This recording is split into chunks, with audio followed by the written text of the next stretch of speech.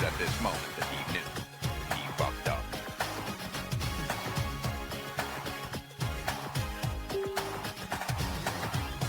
It was at this moment that he knew he fucked up.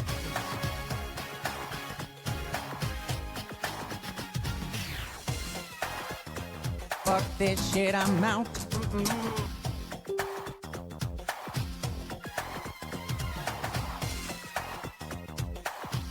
a hell yeah!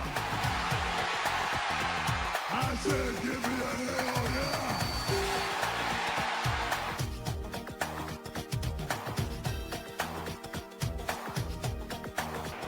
The dangerous man, this is real dangerous!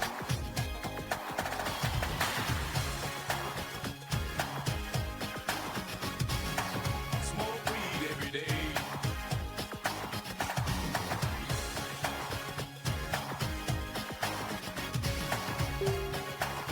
Give me a hell yeah!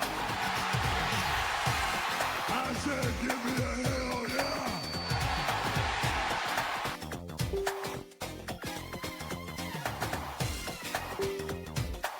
Shut up, bitch!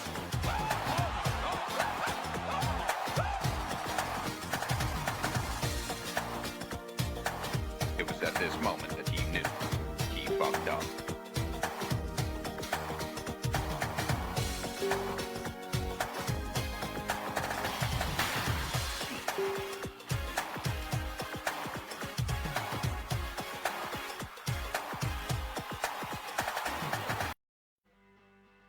If you're not down with that, we got 2 words for you! We did it!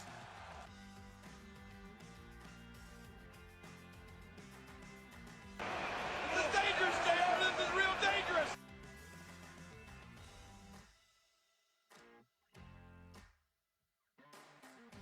It was at this moment that he knew he fucked up.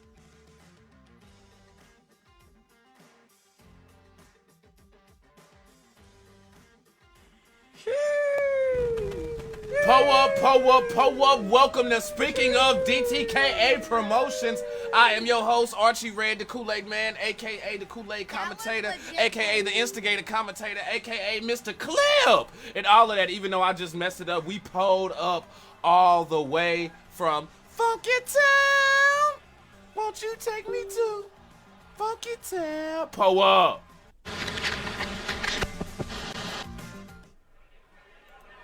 Now, as I said, damn it, I had that sound off. Why the hell is it still going?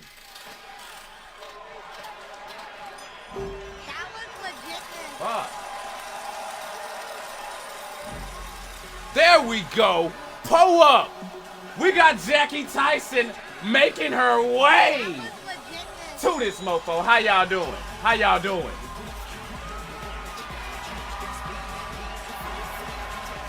The following contest is a Hell in a Cell match. It is for the Fighting Women's Championship.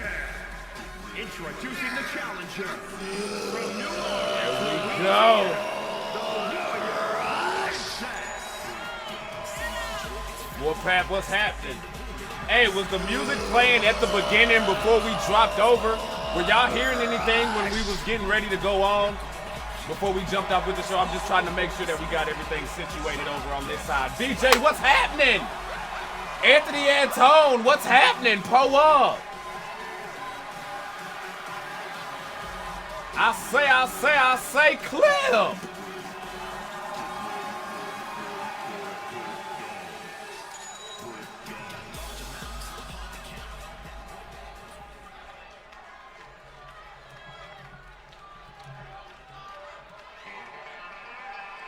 And y'all know what that means.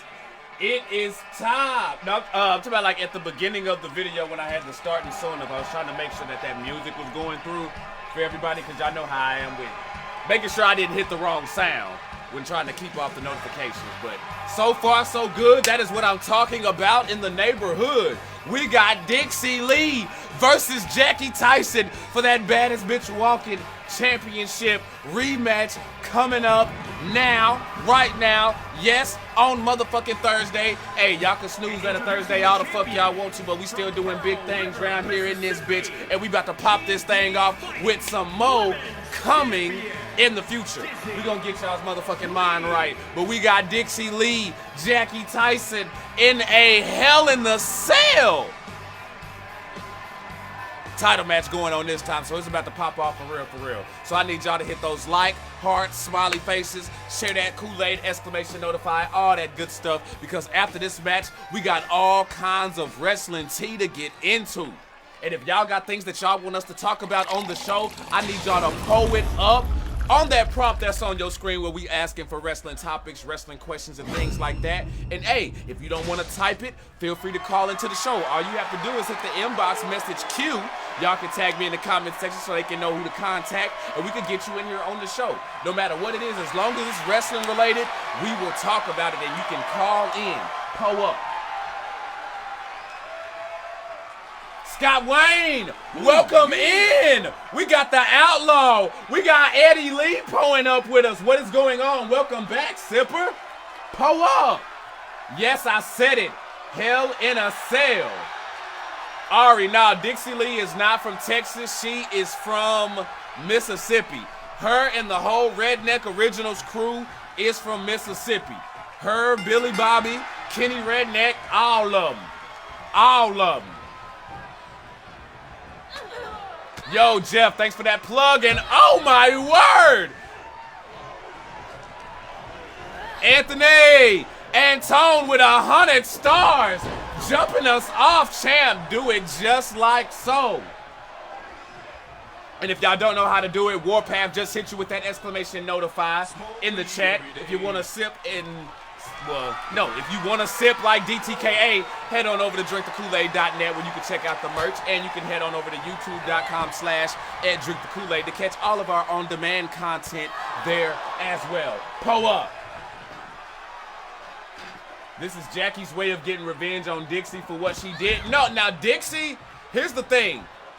Jackie Tyson felt hold by how she lost her championship to begin with, which, to be fair, she shouldn't have, because it's already well known that the BBW Championship and the Knockout Kings Championship are titles that are actually, they can be defended in 1v1s, but they can also be defended in triple threats, 4-ways, 6-man, 8-mans. Like, there's no set type of format for the Knockout Kings Championship and the Baddest Bitch Walking Championship. So, like, I see what she's saying, but at the same time, she doesn't have a point, because it's been this way since this title has been brought in, but, you know, just one of those things. Pull up. Look at that. My man VJ been sipping for 770 days. Pull up now. That is what I'm talking about. Tyler Connor, what's going on, man? I see you pulled up. Warpath, thanks for letting them know. Y'all, I have some things and some different ways that I'm looking at trying to spice up. Not just Drink the Kool-Aid, but speaking of DTKA promotions. So I need y'all to stay sipping, because we're going to be getting into some things tonight, y'all. We're going to be getting into some things. We're going to be talking about William Regal leaving AEW to go back to WWE. We're going to review Survivor Series. Oh yeah, we going in. We're going to talk about who has the best mic wrestling skills, or who has the best mic skills in all of wrestling. Santa Claus is a heel, and a whole bunch more, y'all, coming up after this match. Pull up. Muhammad says the king of the indies is here. Dixie Lee right now is sucking it as she's outside of that ring, as Jackie Tyson is getting in on that ass. The open weight women's champion is here. Yo, we got champ after champ after champ. We got our IC champ in the building. We got our open weight women's champion in the building. We got our king of the indies champion in the building. We just pulled up heavy, ain't we? We even got half of our tag team champions in the building. Now Jackie Tyson with a few of those slaps back to back, and we got a new sipper, Marvin Wallace. Hey, Marvin, don't go nowhere, because here's what we do. With our likes, shares, and our new sippers that drop in, we give our shout outs in a special kind of way. So I need you to stay sipping with us so we can give you a very unique and special shout out, my man. For real, because y'all ain't followers here. Y'all are family. Pull up. And remember, y'all, if y'all want to join DTKA Promotions and you want to get in on the roster, all you have to do is message me. We can get you laced up with the rules. And trust me, you don't want to miss the action. The shit is lit. My man throwing cups, and I thought I saw some tomatoes in there. And we have the Knockout Kings champion present. So, y'all, we just have champions galore all through here. Jackie Tyson on that middle rope. Looked like she was looking for a blockbuster, but Dixie Lee says she does Redbox and Netflix. She don't do blockbuster. Ari with the cups pulled up. My man Mohammed been sipping for 584 days. Pull up, pull up, pull up.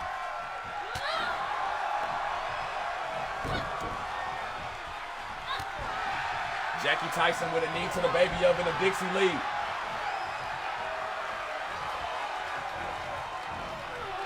Also, y'all, another thing that I want to go ahead and let y'all know about tonight's show. We will be having our first ever virtual signing here on Speaking of DTKA Promotions.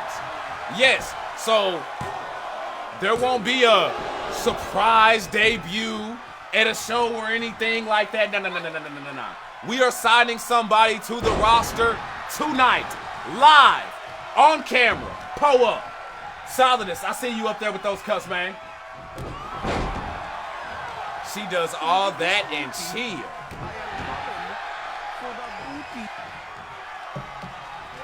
No, Solidus, not the Mae Young. You actually did not get Mae Young this time, my man. You actually got the booty. Appreciate those 100 stars. Yo, and don't forget, we going to be giving y'all those shout-outs as well. Solidus Antone, y'all know how we roll around here. Pull up. Y'all, we have a baddest bitch walking championship match in a Hell in a Cell between Dixie Lee of the Redneck Originals. Some call her General Lee. Insert your own joke there if you want. And then we also have Jackie Tyson, the first lady of Hustle and Money, out here pulled up, y'all. BBW Championship on the line. Pull those cups up, and remember, if y'all want to get in on the show, y'all can drop it in the comments, in the question tab right there, so just to make sure we don't forget, and y'all can call into the show. Phone calls live on the show, y'all. Pull up. Pull up. Holler at your boy. He says, we'll be here as long as the back lets me. He said, oh, okay, for sure. Gotcha, bro. Damn, all y'all just got freaking reasons and stuff today, but we gonna keep this thing popping. Oh no, it's just me. It's just wild. We be having so many damn coincidences and shit. It's all good though, bro. But hey, I appreciate you being here. I appreciate you giving me your time, man. And hey, Jeff, stay sipping, bro. Alexa with 403 days sippage. 493 on Solidus. Hold up. And Dixie Lee gets sent through the cell wall. Y'all, we are now on the outside of this mofo. Keep them pulled up. Mina, I see you with the 774. Stay sipping. Warpath says hashtag and new or hashtag and still. Which one you rolling with? Do y'all think we're going to have a new champion, or do y'all think Dixie Lee is retaining? Pull up. Crystal King says she up in here relaxing. Yeah, hey, there is nothing more that you could do than relax after putting your foot in people's ass this past Sunday, I tell you. Alexa Rain pouring up that ham bone. Well, that looks like a ham. I don't know what that is right there, but it looks like something from the Flintstones going that's looking mighty, mighty delicious.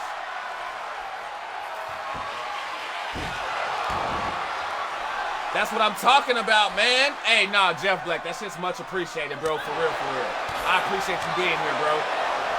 Oh, clip! Jackie Tyson has got knocked off the top of the cell, y'all. Oh, things ain't looking too light, right? For the challenger.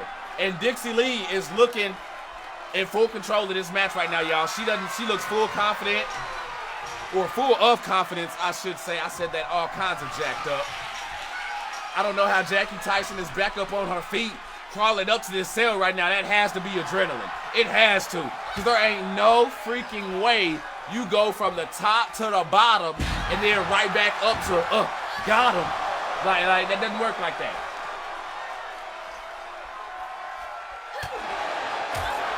Lucia say she dead.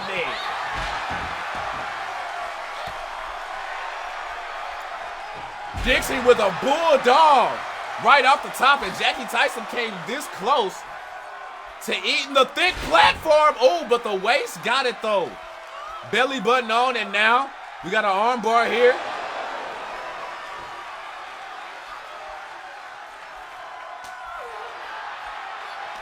Dixie Lee trying to come on with it. Backing Jackie Tyson up. Has her in a neck breaker, and down she goes.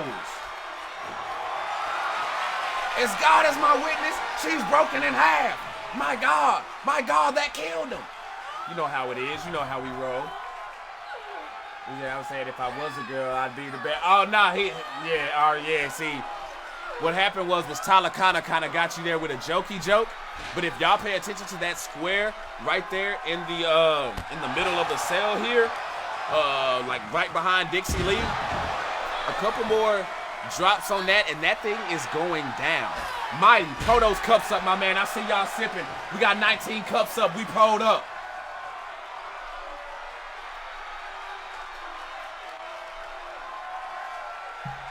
No offense, Jeff, but you can kiss my ass. I can nail that shit. That last one that I did wasn't good. But if you give me if you let me hit that hoe, you know what I'm saying? When my shit ain't all fucked up, you know what I'm saying? And I ain't in just, cause I yell. You know what I'm saying? Like, I'm passionate.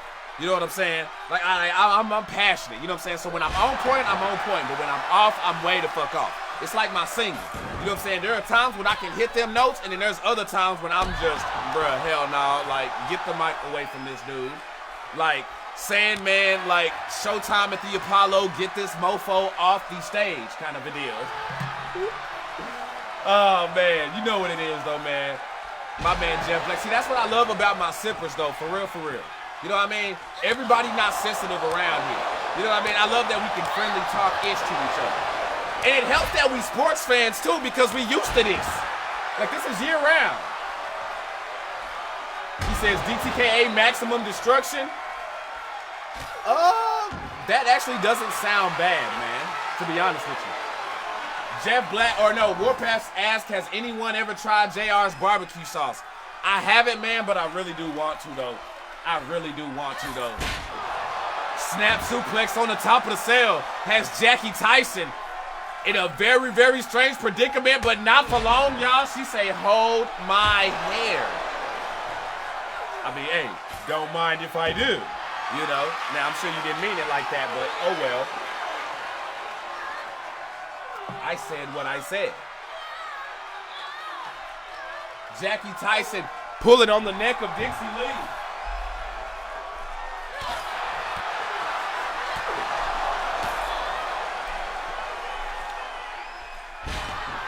Grady pulling up with the like. I see you, man.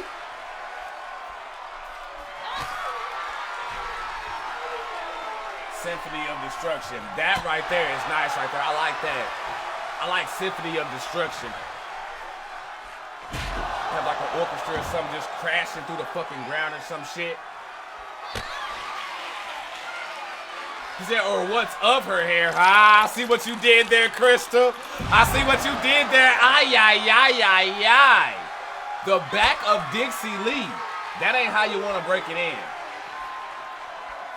Yeah, appreciate that share, Grady. What's happening with you, bro?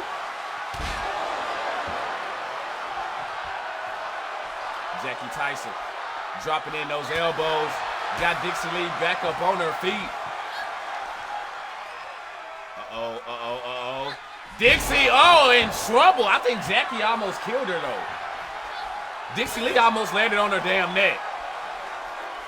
We are still going in this match, y'all. We are still going.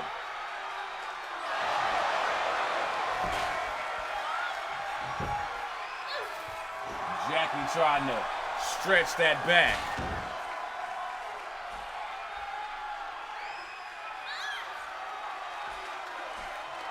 Jonathan Longpray watching, sipping with us. Pull up, man. What's happening with you? Thank y'all so much for coming up in here sipping the Kool-Aid. Dixie Lee checking the neck of Jackie Tyson right across her knee. And I gotta tell you, Dixie Lee don't miss leg day. So that's a knee. When I say that's a knee, that is a knee. Jeff Black says, I want nothing to do with Hell in the Cell. Nothing good comes from the match type. Good for us fans, not for the ones involved. Yeah!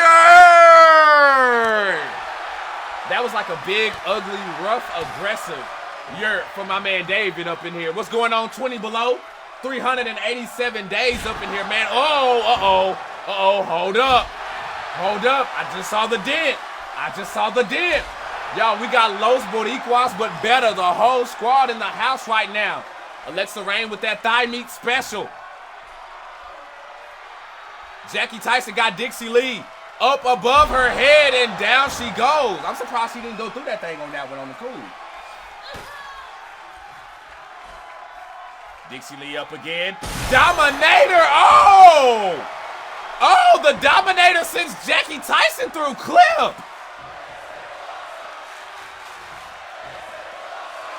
Sippers, what the hell? She slammed her through and it broke and she fell through. Dixie stayed, but Jackie didn't. That is not how that's supposed to go down.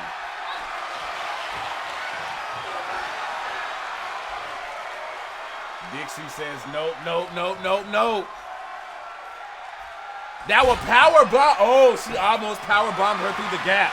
Jackie Tyson almost went through the gap that she created. Dixie Lee has her up, has that crossface locked in.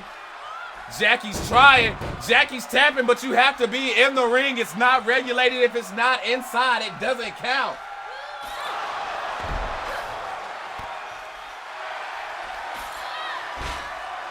He say it's an icy nigga birthday. Pull up there, 20 below. Pull up there and happy cake day, man. Pull up, get some cups up for the homie.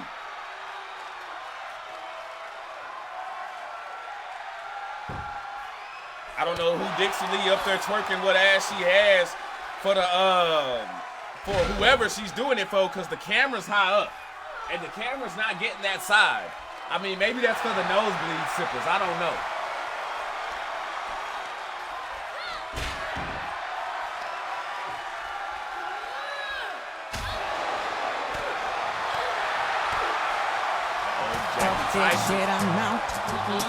What's going on, DB? Pull up. Hustling money in full effect. Oh, and Jackie Tyson getting bulldogged again. I've heard on numerous occasions people said like both of these women look like bulldogs. I've heard jokes on Jackie Tyson. I've heard jokes on Dixie Lee. How do two different women get hit with the same roast? How does that happen, Sway?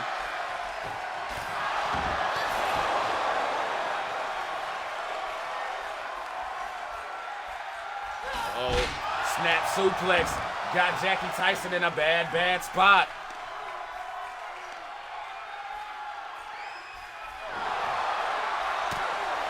You say I'm going to a house show in Jackson in January? Oh, snap.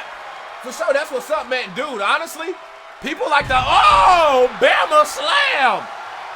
People like to sleep on dark matches and house shows and stuff like that. But when I go to live events, bro, I live for that shit. I really, really do. Because when you go to a live event, dark matches can not just play into the show, but can play into you getting a match after the show. And some of those house shows are really freaking interesting. Like, you see shit that you will not see on TV. Because since it's not on TV, they act as if some of that shit doesn't happen. But it's good to actually see it and be in the moment. For real, for real.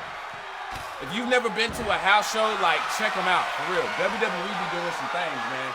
I went to an NXT house show and the shit was fire. Matt Riddle, Keith Lee, Adam Cole, freaking, my man, Madcap before he got up, Roderick Strong before they found his whole deal, Raquel Gonzalez before she was Raquel Gonzalez when she had a cowgirl gimmick. Coming out here swinging a fucking cowbell like fucking Billy Bobby. Shit was lit. Street Profits were in the building.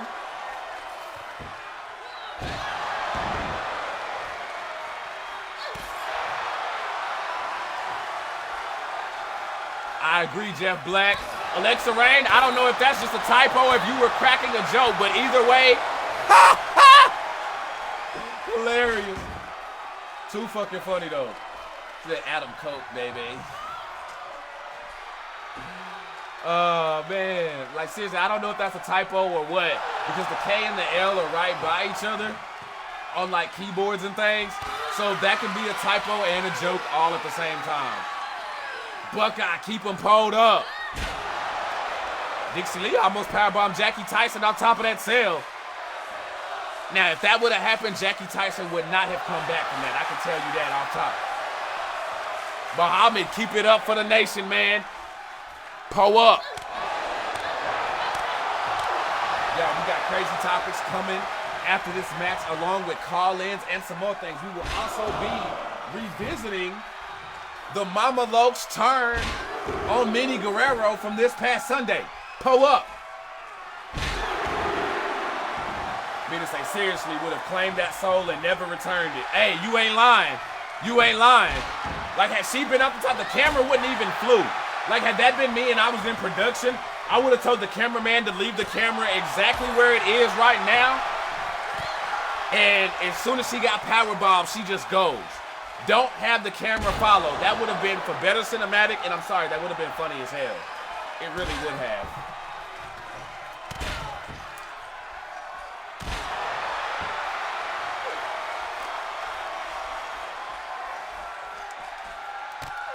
Dixie Lee stomping the hand of fucking Jackie Tyson. Got her stuck. Nasty. Solid as pull that fire up. They going at it, ain't they? They going at it, ain't they?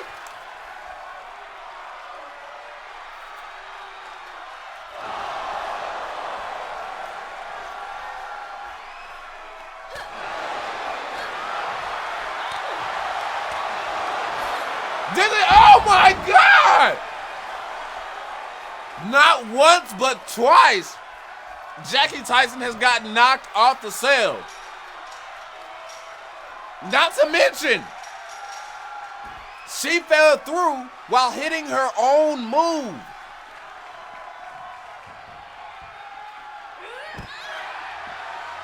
Crystal King say them boots are made for stomping. I like that. I like that. I like that.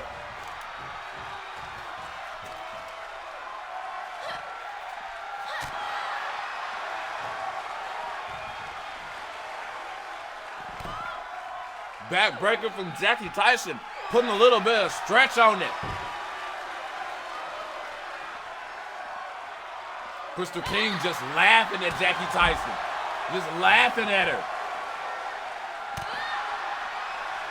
I don't know if anybody's laughing after that punch, or did y'all see the way Dixie Lee went to the ground after that right hand? Wolfpack say somebody gonna need a backiotomy. Do you hear me though? Jackie Tyson bringing in them right palm. Look at her. She even flexing it on her. Dixie resorting to her last bag of tricks. She ain't done. Yeah, she ain't done. She know what she doing. She know exactly what the hell she doing. Y'all pull up. Hopefully she won't put raisins in the tater salad. Y'all, this is how official my man is. My man just basically said, don't put raisins in the potato salad. Now, y'all know the joke there with the raisins in the potato salad. I'm not going to go in. But the fact that my homie put tater in the same sentence just puts that whole joke over. Pull up. Jeff Black, you that dude, man. Jackie Tyson got Crystal King up. Got her up. Oh! Oh, my God. I thought she went through the hole. I thought she just got powerbombed through the hole. Only person who be powerbombing through some holes be, you know what I'm saying, like me when, well, never mind, I'm not going to go there, but never mind, pull up. Dixie Lee with a tap, but that doesn't count. Had it, oh my God, that's three. 3 times she's fell off. And that one, I'm not even really going to blame on Dixie. Jackie wasn't watching her damn step. Gots to be more careful. You would think after the first or second time, That would, I mean, it would only took one for me to be like, nah, you know what, you just gonna have to meet me. I'm sorry, this would have been the most boring match ever. Cause I would have stayed my ass down there like, I'm not going back up there. We just gonna be up here looking at each other for a long, long time because I'm not fucking going back up there. You done knocked me down and then you knock me down again? Twice? Oh, hell no. Then 3? After I botched my own shit and fell through. Oh, that'll do it. That'll do it though. That'll do it though.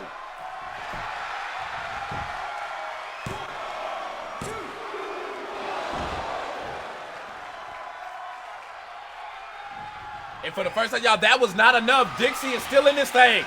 Dixie is still in this thing.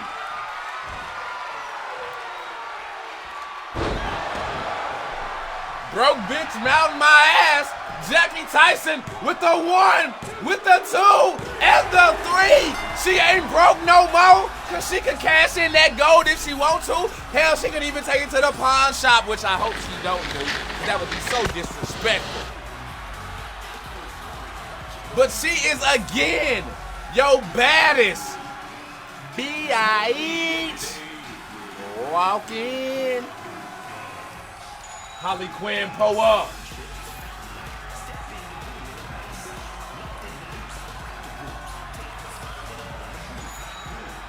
Pull the hell up, y'all. What a freaking match. After being knocked off the cell 3 times and going through after her own move. She is definitely the baddest bitch walking. How many ways does she have to prove it? Now, y'all ready to talk some wrestling? Let's talk some wrestling and get this thing going, y'all. Pull up. I'm ready to hear what y'all call-in's gonna be like. Let's pull up, y'all. Y'all know what time it is. Kool-Aid so good, even the diabetic can drink it. And if your ass ain't sipping, you're tripping. All because it is time! Well, miss, I guess I'll be on my way now. You just give me a...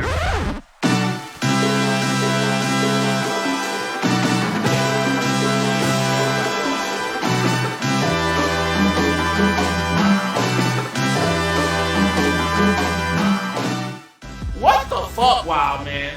What the fuck, bro? Talking kayfabe and the wrestling side, you know what I'm saying? Y'all see, we be up on game. That's disrespectful. That's like slapping a grown ass man. You stomp another grown man in the ass like you got a whole bunch of other places to hit, and you took the whole shit!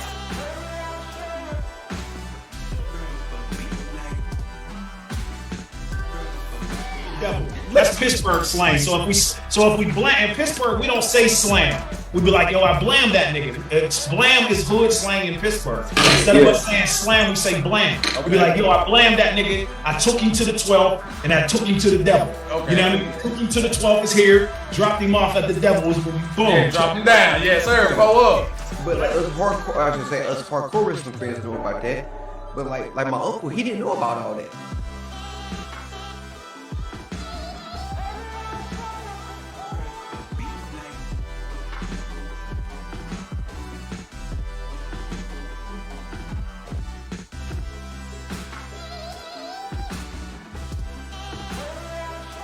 I don't know what is going on. Like, yo, they are. Anytime Bailey would be disappointed. Ding dong, hello, not a damn thing. Rest the story between Mama Lopes and Minnie Ramirez about a name of some kind, maybe Minnie Ramirez. And pull up. Kool-Aid so good, even the diabetic can drink it, and if you ain't sipping, you're tripping. To the crowd on loving everybody. Did you notice he wasn't getting that same reaction that he had been getting playing the old babyface? Oh, good to be back, and I love y'all for something that it, like people were still going up, but it wasn't as just by itself. But they like, nah, fuck that. When James Hunt sound like, I mean, I know Jackie what that is. It sound like he got, you know what I'm saying? He sound like he got something about like Cole and Mr. Luscious Hustlers Bob or something. What's really going on?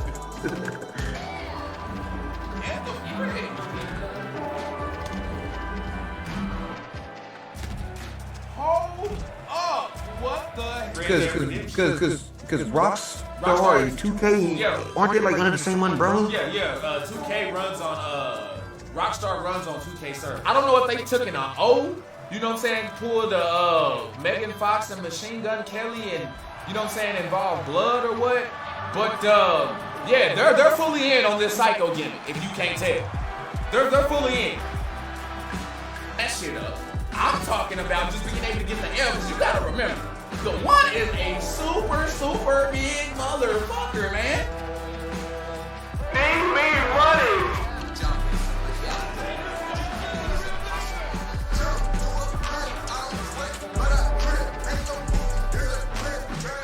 I got a song that actually I got caught when I was in the Discord, just chilling. Like, I didn't know I was in the Discord. I thought I had left the Discord, but I was in there just like singing to myself out loud, and apparently Philly Fletcher was in there.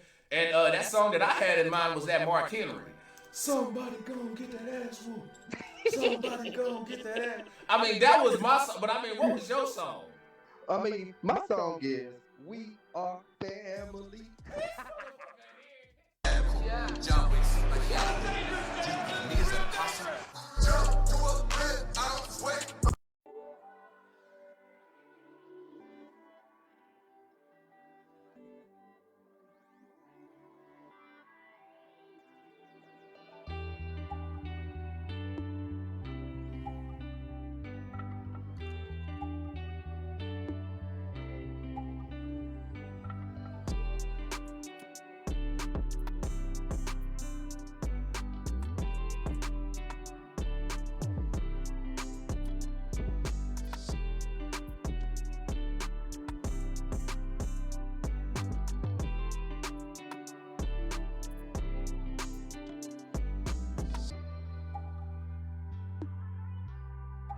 Oh, whoops, my bad. Okay. My bad.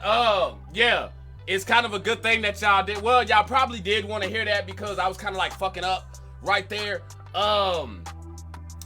Yeah. Sorry about the little texting that was going on. For y'all know the white text is very hard to see on stream, so I went in and I thought I changed it, but I didn't. I ended up changing the wrong one.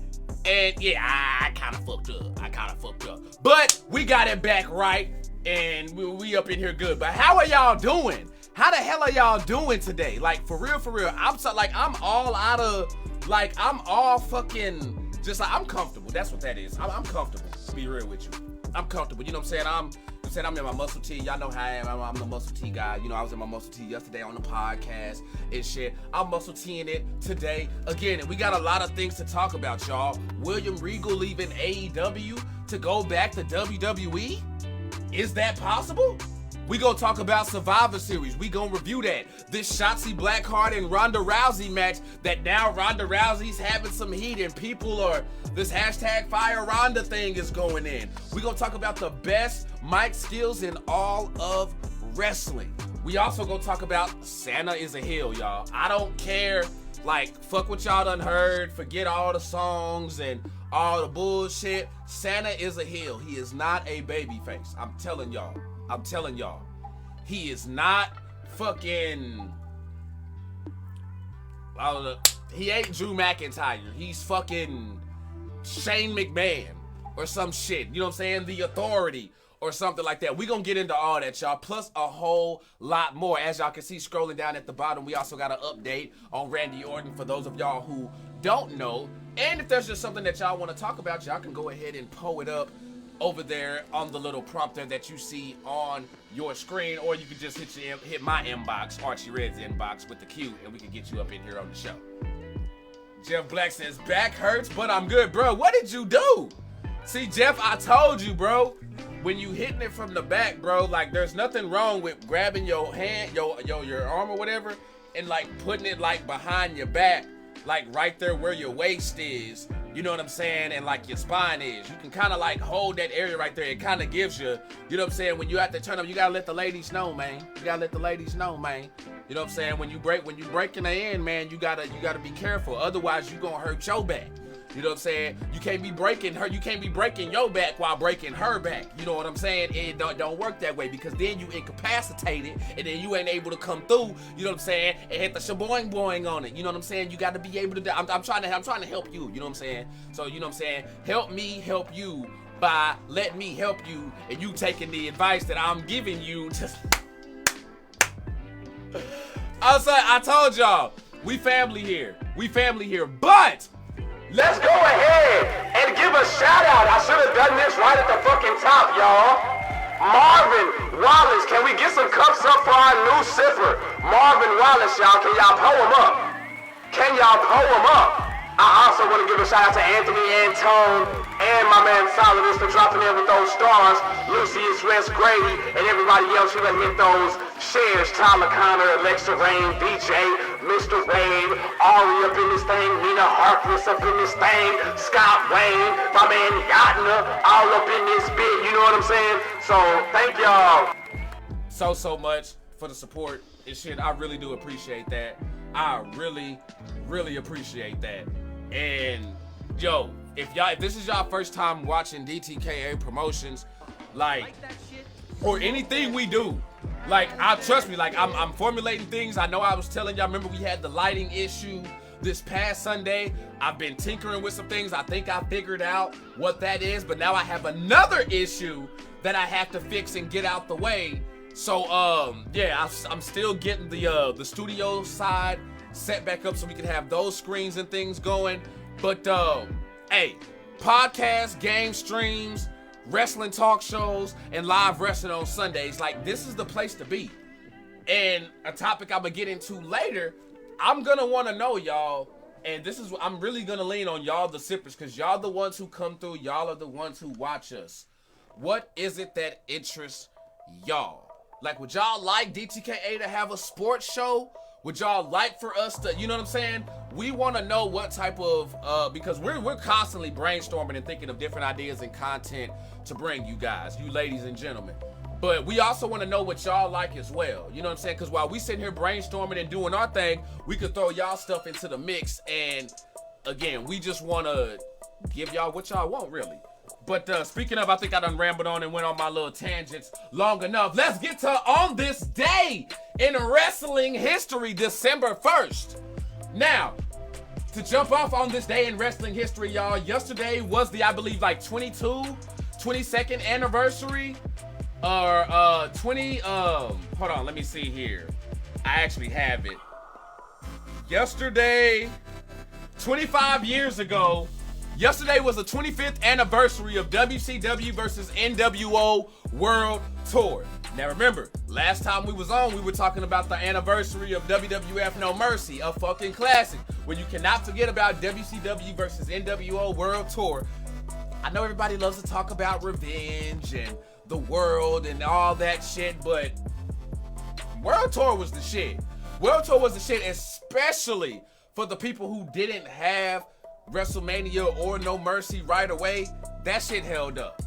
That shit held up. He say DTKA Promotions Extreme Games. He say DTKA Developmental. I don't know what that is. I don't know what that is. Titan says volume. What do you mean by that? What do you mean when you say volume? Is the music just blasting like that, or am I not talking loud enough, or what's going on? Is the music and my voice blending well? How we sounding? We good? Or was he meaning volume as in variety? Tyke Lions, I see you with that 521 days, man. Look at them super sippers. You say good here. Quest for 2000, let's get it. DTKA World Cup, Pro Wrestling Empire, DTKA Sports. Yeah, okay, see, thank you, William. See, a lot of y'all giving me wrestling recommendations. I don't want any wrestling recommendations on anything right now. For the wrestling ideas, we'll have, trust me, like, I'll take all of those in for, like, wrestling ideas and stuff like that to add in. Those are cool, but I'm not asking for wrestling ideas right now. That's not what I was asking for. I was just legit asking for, like, other different type of things to bring to the channel, because I believe that y'all have other interests outside of just wrestling, and I want to tackle that because I know I do. You know what I'm saying? I love wrestling. Wrestling is a passion of mine. You know what I'm saying? Like, I really love this shit. You know what I mean? You know what I'm saying? Roommates tell you, you know what I'm saying? People who know me, like, I love this shit. But I want to bring y'all other, you know what I'm saying, content as well. You know what I'm saying? So, like, if y'all, you know what I'm saying, everybody thinks they can beat Stephen A and do all this other shit. Well, I mean, you know, it's real hard when you sitting down doing the damn thing. And now when y'all are pulling up DTKA, NBA, soccer, and wrestling and things like that, what exactly do y'all mean? When y'all say that, what exactly do y'all mean? Like, how are y'all talking about incorporating that? Because running a soccer team, like, that'd be kind of hard doing things the way we do it now. Like, we would have to, I tried to start a Madden League. We didn't have enough people doing that. So, you know, I ain't gonna say we like scrapped it. We just had to take like a different approach because we felt like we didn't have enough people to really just make that shit, you know what I'm saying, pop and shit like that. But I want to know what y'all like. Anywho, we'll get to that. We'll get to that. But on this day, and damn it, keep getting off sidetrack. I got into one thing on this day on WCW versus NWO World Tour, and then we went down a whole fucking, what's it called? My man Tyshawn Hakeem Frazier says battle rap. See, now I'm glad you said that. Battle rap is good because my boy Kevin actually brings that up a lot. He be asking us about getting into battle rap and shit. And if that's something that the Sippers would do, that's probably something we could do for like the YouTube or something like that. I like that, my man. Shout out to Tyshawn Hakeem Frazier for that right there. On this day in wrestling history, 1972, in Yokohama, Japan, Bobo Brazil defeated Kentaro Oki in a match for the vacant NWA International Heavyweight Championship. If y'all don't know who Bobo Brazil is, I'm gonna need y'all to do some y'all homework, especially if y'all black. Pull up. 1974, Stan Stasiak defeated Pedro Morales to win the WWF Heavyweight Championship in Philadelphia. The finish appeared to be a double pin and no winner was announced in the arena. Instead, Stasiak was confirmed as the new champion on television that weekend. The change was done in this unusual way to move the title from Morales without fans in the arena rioting, which was a legitimate concern. Damn. Okay. So hold on. There's quite a lot to Anthony, we talking about just in general on the, like, just on the content. We ain't talking about something that's gonna require y'all to be obligated here. Like, that's what I'm saying. That's why, like, when I'm talking like DTK stuff, I'm not talking about anything wrestling related that's gonna demand y'all be here. You know what I'm saying? And multiple times now, would I like for y'all to show up for the podcast and the game streams and stuff like that? Yeah, cool. You know what I'm saying? But I also know there are some of y'all who are only here for the wrestling shit. You know what I'm saying? So I got you. I got you. I am coming for the booty. Yatna with the 145 stars. Power up. Stay sipping. He says, is shirtless muscle posing a game? Well, I mean, shit, you know, I kills that all day, bro. I'm sorry, like, that's an easy dub. But back to this thing here. This is weird. For those of y'all who do not know, before it was WWF, now WWE. It used to be WWWF when Vince McMahon's dad, Vince McMahon, owned the company. And for the match to finish in a no contest in the arena and then to switch on screen on television the following week that's unheard of now. You don't hear people doing that. But back in the day, they really did used to riot. Back in the day. Jim Cornette, Bruce Pritchard, Bobby Heenan had stories. Like, you listen to Tales from the Territories, they will tell you about riots that they had where shit got real. So I don't know, man. I don't know, bro. That's pretty wild because I didn't know that. Krista says, I'm chilling with Cesar tonight. Po up. This back in the day, people believed in kayfabe. And that was due to the talent. The talent did that. Like, it was about protecting the business because most of your promoters were wrestlers themselves. You know what I'm saying? Or used to be wrestlers. So keeping kayfabe was a very, very big deal. Y'all have heard about Bill Watts wanting his heels and faces to be in separate dressing rooms. Vern Gagne did the same thing, and if they were caught, you know what I'm saying, riding together or sharing the same room or anything like that, they would be reprimanded or fired. You know what I'm saying? He says, oh, nah, Titan, you was just behind on that one. That was earlier up in there, but yeah, we got that for sure. Appreciate that, bro. On this day in 1998, WWE pushed the envelope in one of the most infamous incidents of the arena at the conclusion of an episode of Monday Night Raw. Pull up.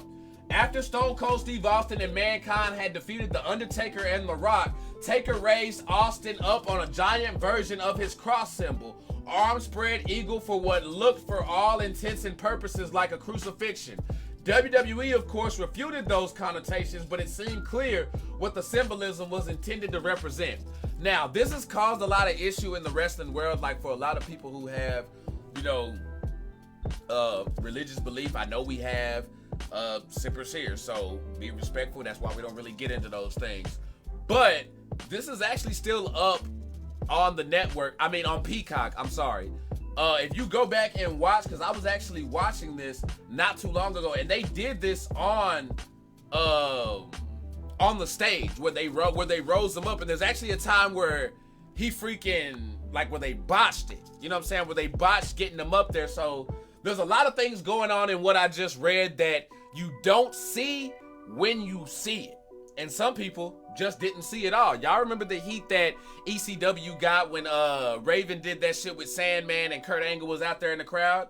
Like, don't play with that shit. That's why, politics and religion, I don't allow them at work, you know what I'm saying? Or they don't allow them at work, and I don't allow them here for those purposes, you know what I'm saying? Because I want everybody to be up in here. This is a place for everybody to come in and get this Kool-Aid. We ain't singling out. We ain't doing none of that. I don't care where you from, what you believe in, what you choose to do with your life. You can pull up here. You know what I'm saying? Cedric, I see you, publicist, doing the damn thing.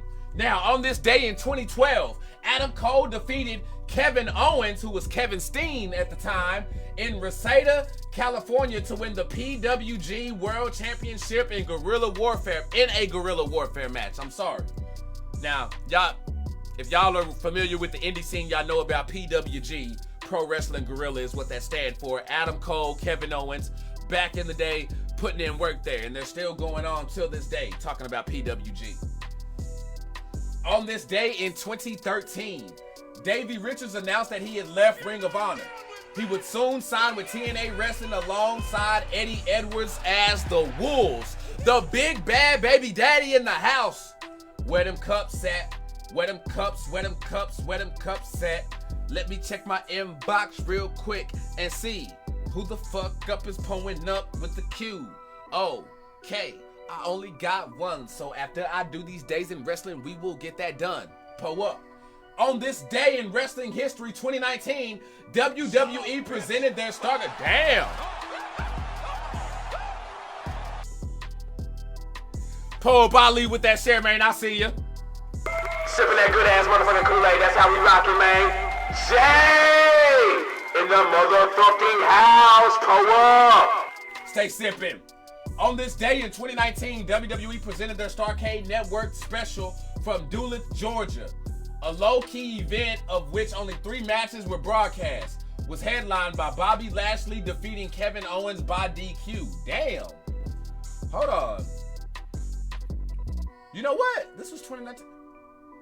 I remember this. I don't remember this being promoted, but I remember going on the network and just seeing it plastered there and being like, when the fuck did this happen? Where was the promotion for this? Because I don't remember seeing any. Like, there wasn't any anywhere. Butler says, PWG, they have some great matches on YouTube. Yes, they do. Leo Rush, Ricochet, and some more shit. It's fire over there. Trust me, you can go find some bomb-ass Matt Riddle content over there. I believe Malachi Black, Joe Ryan, and some more people did some things over there. Keith Lee especially. On this day in wrestling history, on an episode of Impact Wrestling, Jazz made her debut for the company, teaming with Jordan Grace in a successful outing against Renee Michelle and Killer Kelly in 2020. Pull up then. That's not even that long ago. But this is just a reminder, y'all, for take in and soak up the wrestling that y'all are watching. Whether it's AEW, whether it's Ring of Honor, New Japan, WWE, the independent scene, take these things in because you're watching history.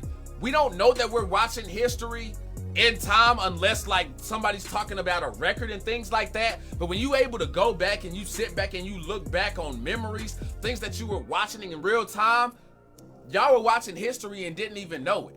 You know what I mean? Same thing with these indie stars. You know what I mean? We're going to have an indie wrestler as a special guest on next week. Yes, I said it. Next week on Speaking of DTKA Promotions, we will have an indie wrestler on the show. And I'm telling y'all, these indie stars are the future. Everybody who y'all praising and doing all this for in WWE and AEW, they started on the indie scene. That PWG match where I'm talking about Kevin Owens and Adam Cole, that's an indie match. Pull up. Like, for real. The shit is real. Like, if you rest, I mean, y'all, I swear when I say this, I swear, and I get so much heat when I say this, y'all. We are in the era that we're in right now in wrestling is better than the Attitude Era. It's better than the Attitude Era, and I'm gonna tell you why. In the Attitude Era, we had way more characters than great matches. Like, seriously, if you go back, if you watch that shit chronologically, there's a lot of bullshit in between. There's a lot of bullshit in between. Seriously, go back and watch some of those Monday Night War shits between WCW, I've gotten into this shit before. I ain't gotta go down this tunnel again. You know what I'm saying? But yes, we had Stone Cold, The Rocks, and shit like that. But when I'm talking about like entertaining matches and great matches, we have better wrestling now. We have way better wrestling matches now than we did back then. Hulk Hogan, one of the most over people in wrestling history. Match is boring as fuck. Boring as fuck. I'm sorry. Boring as fuck. Ric Flair and Sting. I love them. First time you see them, they're good. But to be fair, and these are two legends. These are two legends, but hey, this is DTKA Promotions and I'm gonna say whatever the fuck I want to. You watch a lot of Sting and Ric Flair matches, you're gonna see a lot of the same spots in the matches that they had, to where sometimes it feels like you're watching the same match in a different location. I'm just saying. WCW Cruiserweights carry WCW. Hey, that's big facts. That's big facts. And if you disagree, inbox me right now, message Q, and you can call on to the show. Kingsman, I know y'all coming in and y'all are set up to be our first caller, but I'm talking about as far as right now, because we haven't had anybody really just call in and chop it up with your boy on some wrestling. But I want to talk about that shit for real, because I feel like the wrestling we have now is the best. Well, I'll talk about it if y'all want to talk about it. We'll keep it moving for some more shit, but if y'all want to talk about it, then holler at your boy and we can get into it. He says way more botches nowadays though. Warpath, I disagree, because in the Attitude Era, the era that we praise, is when a lot of the botches started to happen. How do you think Stone Cold got that knee brace on his knee? Owen Hart and the pile driver on his neck. You know what I'm saying? Kurt Angle getting knocked out on the announcer table. The Rock getting jacked up. Hardcore Holly getting cut by the table. You know what I'm saying? What about when the Rockers broke what's his name's neck doing the rocker drop? Like, there were a lot of botches back then that we just don't point out, and I'm talking about injuries and moves. You know why they could? You know why it probably didn't appear to be as many botches? Because some botches back in the day were based on timing versus, like, how you gonna botch a double axe handle? How you gonna botch a leg drop? The moves were so basic back then, you know what I mean? Not as in, and I'm only saying basic as in compared to move sets now. You go back and you watch matches then, there's a lot of just swinging, kicking, big boots. You may have some clotheslines, you know what I'm saying? Get some Samoan drops, some bag breakers, you know what I'm saying? Get an ankle lock up in there, get a wrist lock, get a nerve pinch, and shit. Like, I'm telling you. Super kick through the glass on Jannetty, pull up. He said true, but I feel like it's a weekly thing though. I just feel like I feel like we're saying that because we're smarter now and we're older now and we know what to look for. I'm telling you. Go back. And this I challenge y'all. If y'all think I'm lying, if y'all think I'm lying, if y'all think Cedric be appalled all you want to, my man, but I'm telling you, go back. I want y'all to do this. Start from the Attitude Era. I want you to start from 1997. You know what? Start from 1997 WWF and start from 1996 WCW, and you will see what I'm talking about. You will not only see botches like crazy every week, but injuries, bad promos, and I'm telling y'all, it's not as rosy as we like to. Like, there are a lot of great memories. Don't get me wrong. I love the Attitude Era. I love the Monday Night Wars. I still watch documentaries to this day, reminiscing and fantasizing about it. But I'm also a realist when we talk about like botches and things like that. I go back and I watch a lot of this shit like recently, and I'm talking about chronological. And you go back and watch it, you'll see what I'm talking about. See, I think everything now is too fast paced. I miss characters. Everyone is like the same now, work and look wise. I agree with you on that one, Anthony Antone, because now everybody wants to be a badass. You know what I'm saying? Everybody wants to do the flip spots like the Bucks and Ricochet, to where there's not really. This is why you praise a character like MJF. You know what I mean? The Burberry scarf and shit. You know what I'm saying? Who just has a look and a presence. Things that make them identifiable. You know what I'm saying? Things that really make you stick out. You look at Aleister Black, Malachi Black, whatever you want to call him. He sticks out. Say what you want to say about Hangman Adam Page, but the cowboy thing that he's doing right now in wrestling, yeah, people do it on video games and things like that, but in the wrestling world, there's not a lot of people doing what him and Bandito were doing. You see what I'm saying? But at the same time, they are. When you look at the moves and, like you say, the fast pacing to, oh, I'm gonna hit you with a move and then get right the fuck back up and not just act like I didn't just get dropped on my head. That is one thing that bothers me, is the no selling. He says, what about Hook? Hook is progressing. He says, that's what I like. The work was a struggle, I can't lie, but damn, those stories were great. Yeah, no, hey, no, we definitely get some good stories. Definitely get some good stories. I'll give you that. I'll give you that for sure. Now, notable wrestling birthdays on this day, before we go ahead and wrap this one up. Eric Bugenhagen, 1987. For y'all don't know who that is, come on now. Now come on out. Y'all know who it is. Trinity, born in 1971. Dave Sullivan, born in 1957. And Klondike Bill, born in 1931. Mr. Glass Bottom Boat Ride. Mr. Like, y'all, I'm telling y'all, if y'all don't know who Klondike Bill is, I'm telling you, go listen to Tony Schiavone's podcast, What Happened When, with Conrad Thompson. You know, wherever you can listen, like whether it's iHeartRadio, wherever you can listen to podcast, I'm telling you, there are some stories about Klondike Bill. He will fuck anything. He has no standards when it comes to women. You know what I'm saying? Matter of fact, here's one. Here's a tip. If y'all think let's see, Anthony know who I'm talking about. Anthony knows who I'm talking about. Klondike Bill is a freaking legend. Klondike Bill does not like to have sex with his women clean. He like his women to be dirty.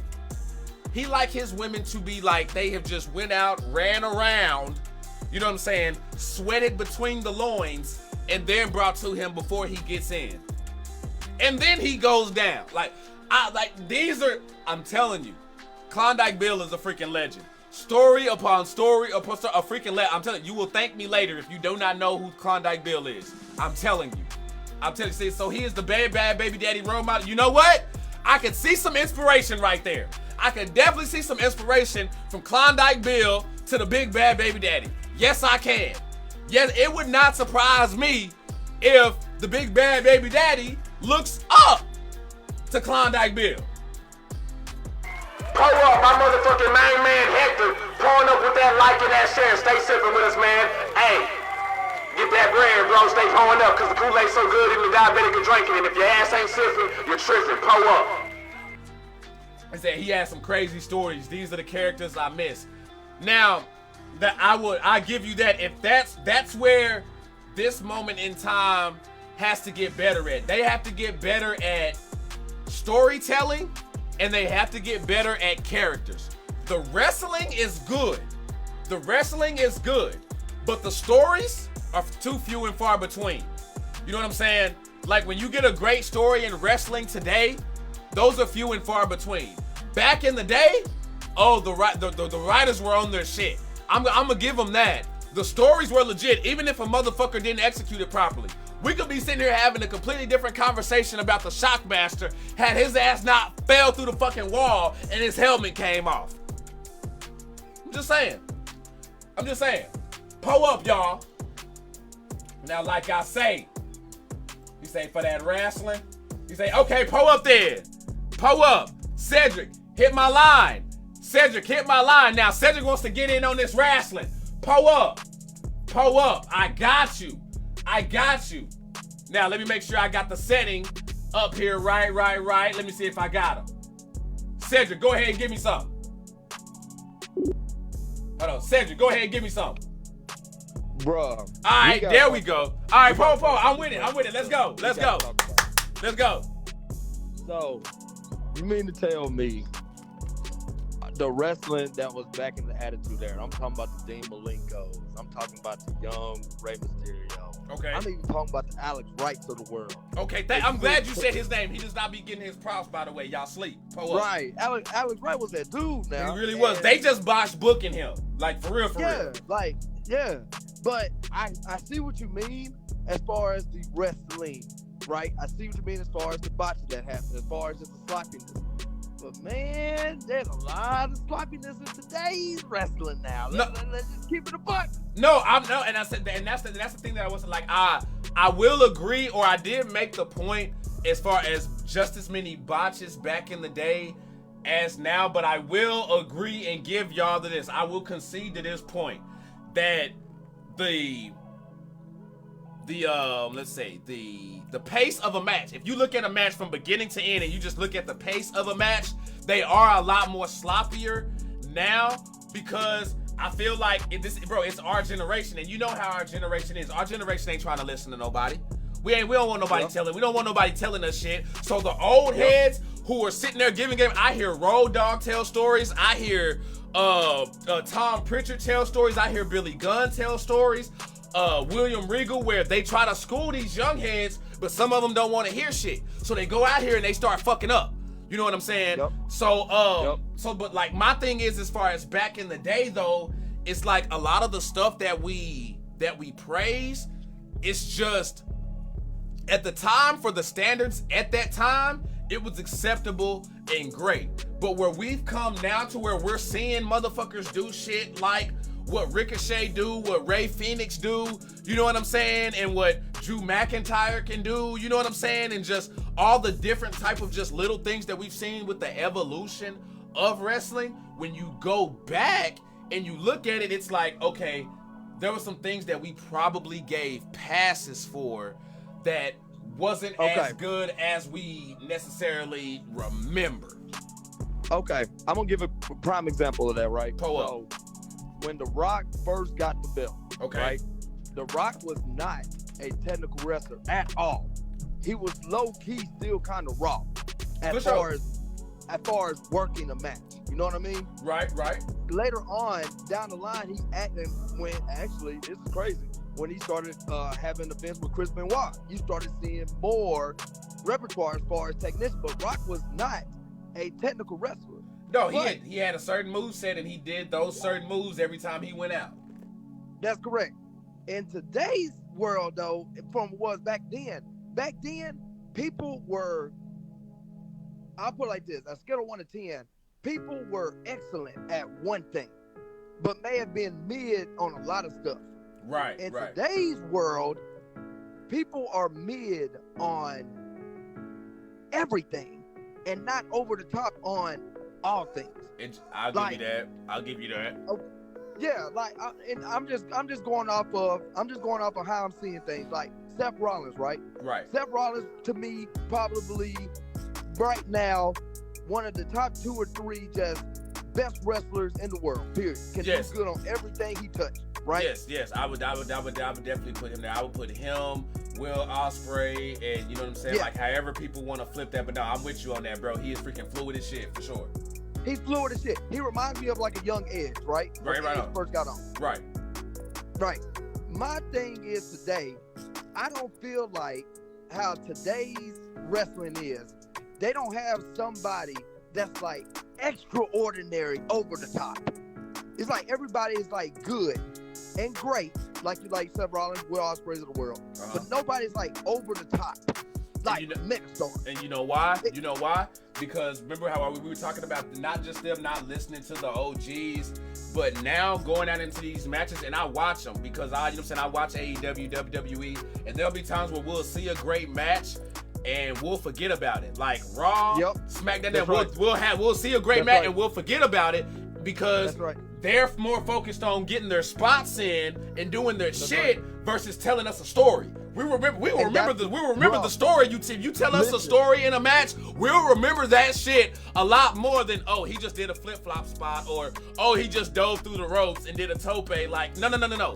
Tell a story through the match, and that's what they have to get on.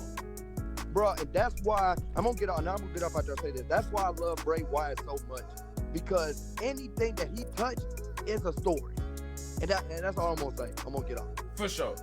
No, and Cedric is right about that. Anything that Bray Wyatt touches is gold. Now, Tyke Lyons, I will give you this. When you bring up MJF, in my personal opinion, I think MJF is top 5 right now. You know, the only thing hurting him on that, MJF on that right now is since he's been in AEW, he has a lot more promos than he does matches. AEW hasn't really let him just shine like that when it comes to matches. A lot of the times it'll be just promos and build-ups until you get to a pay-per-view. You may have like one match in between and then you get him at a pay-per-view. Now, granted, you do want to treat talent like that, because if you treat them like a big deal, then guess what? The people would treat them like a big deal. Hulk Hogan didn't wrestle every week either for a certain time. But when you talk about best wrestlers, I need to see that MJF can go out there and do that shit consistently, week after week after week after week, giving me great matches like Seth Rollins and Will Ospreay can do with damn near anybody when they step out there. You know what I'm saying? Because when he's out there, he does it. But I just want to see it on a more consistent basis. You know what I'm saying? It ain't even got to be every week, but every other week. You know what I'm saying? A week, maybe 2 weeks off, and then a match. You know what I'm saying? We just haven't seen enough of him in ring on this level. Yeah, you can go to MLW and all of his previous places before he got to AEW and be like, okay, he's had matches that can do that. But I'm talking about on this stage. It's one thing to be a big fish in a small pond and do things, but when you a big fish in an ocean, now we got to see how that is on a consistent basis. But I'm with you. He's top 5 right now. They just not putting him on TV enough, man. They got to put him on TV more, and I'm talking about in the ring, bro. He says, let's see what we got here. Carlito's a beast. Carlito's a beast. It's just Carlito has something attitude-wise that is holding him back. There is something attitude-wise that is holding Carlito back and stopping him. Because I feel like he knows that with his deal, with his dad being who he is and him being who he is in Puerto Rico, Carlito's like, fuck it, I'm a wrestle, do whatever I want to do. I ain't about to play all these little politic games and stuff like that, which is why you look up and Carlito will be everywhere. Warpath says, I think that's why Mox is overrated. Warpath, why do you think Mox is overrated? I'm sorry, bro. Enlighten me on that one. Mighty, I got you on that cue or whatever. After Ari, I got you. Matter of fact, while we getting in, let's go ahead and get one of these out the way. We'll get a call in because y'all, I love talking. This is the shit I'm talking. This is what I love talking about. This is what I love talking. This is the shit that I love right here. Let's talk wrestling. Pull up, you were live on Speaking of DTKA Promotions with Archie Red, the Kool-Aid Man, a.k.a. the instigator commentator, a.k.a. Mr. Cliff, Ari Hale of the Kingsman. What's poppin', man? No, I'm not having it right now. See, so far, not only do I have to deal with everyone else in the locker room bickering me, bugging me from the start of the week to the end of the month, but now I have to deal with MBI getting their nose into my business. I don't know what's going on with management, but how come wrestlers get to put themselves into a match constantly? Two dope boys, MBI. Well, at this point, I should be able to insert myself into like a King of the Indies match, championship, or any title match. I know, Ari, you know what? I agree with you. I agree with you on that one. I know a lot of people heated at you in the nation right now, but I'll give you that. Like, there are a whole lot of like pop-up inserting in the matches. I know we had one dude who was just trying to insert himself into certain like rivalries and stuff like that and just trying to throw themselves in. I'll give you that, bro. I'll give you that. But pull up, you got the floor. Okay. Last week, it was supposed to be a clean sweep. Me beating Hustle Money with my boy. Yep. But I was prepared for Hustle. You were prepared. You weren't prepared for MBI to come out there, you know what I'm saying, and whoop that ass, basically. Yeah, I wasn't prepared for the two my grammar. I wasn't prepared for the two Gucci bastards that came out, alright? I didn't want any of that, but instead, we got screwed. I was the last one in the ring against two big, beefy dudes. I wasn't fair. And people could say, oh, it's just business. I understand that I say that, but I have a reason to say it, because it is business. Okay. That was just a screw job. You know what? I would say, like, on one hand, you do kind of got like reason to be mad and things like that. But considering the things that happened with Rude Boy Rufus recently, I don't think folks are really trying to hear about Muhammad or y'all talking about any kind of screw jobs right now, bro. Like, I don't think you gonna get any. I don't think you gonna get any sympathy from the sippers right now, talking about I'm not getting any sympathy anyway. Even if I tried, trust me, I tried. I don't understand why people still to this day think I'm the worst human being for making a small decision. It's so stupid. It's so not. It's not cool. I don't understand. But all this backlash is just making me go crazy. And now, okay, Hustle Money, the MBI, like all these people, these teams are, and everyone's coming at my throat. I don't know how to really fight back. I'll tell you what. I'll tell you, Ari, this is what you do, bro. I'm gonna tell you, and this works like 99.99999% of the time, bro. I'm telling you, this is what you do, bro. You know what I'm saying?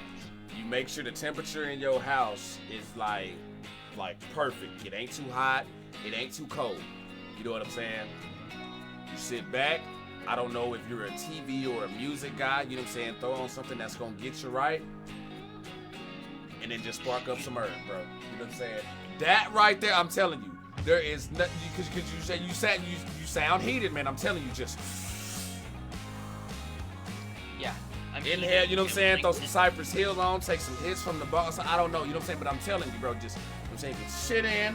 Said what you need to also probably do is go holler at Muhammad too. You know what I'm saying? And he'll probably be able to help you formulate a plan to be able to deal with the situations that you got going on. You know what I'm saying? Maybe y'all could come up with a little something like that up on that end, though. You know what I'm saying? I'm just saying, though. I mean, just a little suggestion. I am not gonna listen to your guru masseuse tips, alright? I'm gonna use this anger, and I'm gonna do it in the ring, okay? I don't want no interferences from no two homeless people, two rich guys. None of that. I want to just settle my things with Hustle Money so I can just get rid of them out of my life so I can move on to the next step of becoming the best team in the entire locker room. And I'm making progress. Well, hey, keep doing that, keep grinding, keep doing what you're doing, man. We're gonna keep this thing pulling up. Hey, I appreciate the freaking call in. And hey, keep your head on the swivel, man, because you never know where the hell MBI gonna be at. Pull up, bro. Yeah, well, soon they're gonna be shoved up each other's asses. Whoa. Oh, Ari coming in with the heat. Oh, did y'all, yo, coming with that heat though. Hold up, and look at that, and just like that, MBI comes in here with the like. Did y'all just hear what this man just said? He said, oh, don't worry, something's coming. Okay, pull up there. Jeff Black, we are at 404 on the comment count, my man. Hey, we pulled up. We too pulled up right now, man. Let's get this thing going. But no, I want to get back to Warpath's comment on Jon Moxley. He says he don't think his in-ring work is that good and his mic skills aren't it.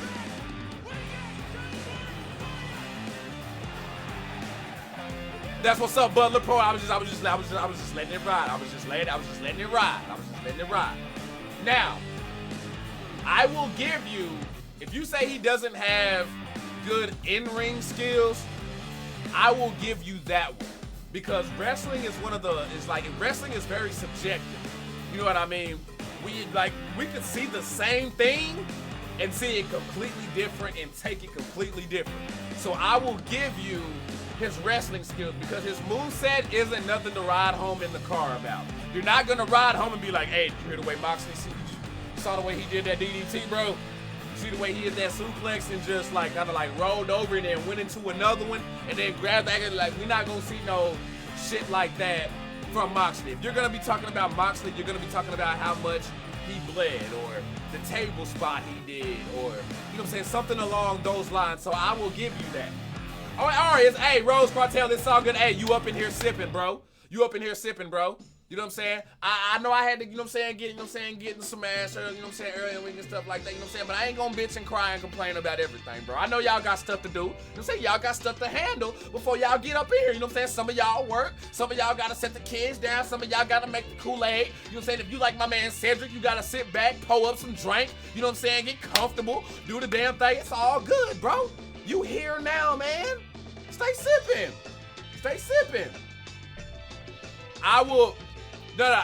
He says Mox wrestling skills is better than damn Roman. All right, now, hold on now.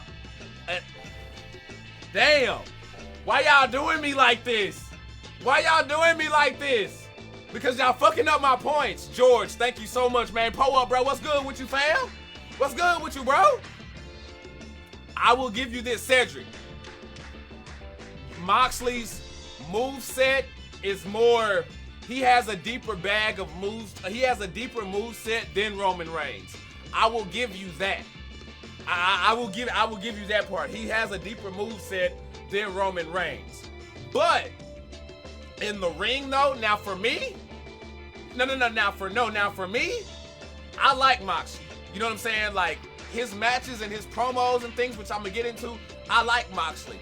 But for like other people watching and viewing a Moxley match, I can see how a lot of people are like, I don't see anything spectacular about a Moxley match because it's a lot of spots or the moves that he do aren't just some, just wild type, just throw them up. So I get where people come from when they say that, but for me, I understand the stories that he's telling, and more than anything, like I'm a Moxley fan, like for real, like from his days in CZW and doing things like that. Like this dude is a fucking.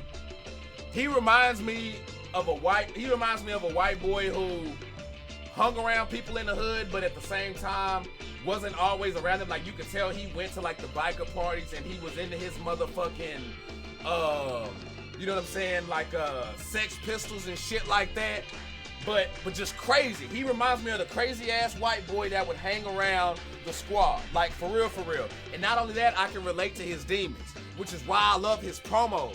When Moxley speak, he talking that real shit. Like that's the thing, when Moxley speaks, that's the one thing I gotta disagree on a Moxley promo. Moxley has, but we gonna talk about it, best mic skills in the game. Me personally, Moxley is there. And it's funny because I feel like him and Eddie Kingston are there. Because when they talk on that microphone, you feel that shit. Like you feel that shit. They not just up there oh, I'm coming for you. You're going down. You got me last time, but I'm coming back to whoop you. I'm not just gonna let you skate by. And like, no. When they speak, you feel that shit. Like, they speaking from the heart for real. So, for me, like, Moxley's promos is like, off the chain for me. He said somebody said he was a more polished Brian Pillman. Man, okay, the disrespect. First of all, wow. Hold on.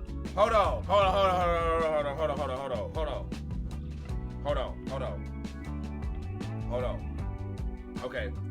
Now, if you want to talk Brian Pillman in the ring, yes, because Brian Pillman, his ring work is amazing.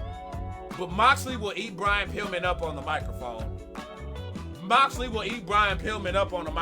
Bro. And I'm sorry, and I'm telling y'all, I'm saying this as somebody who's recently watched old shit.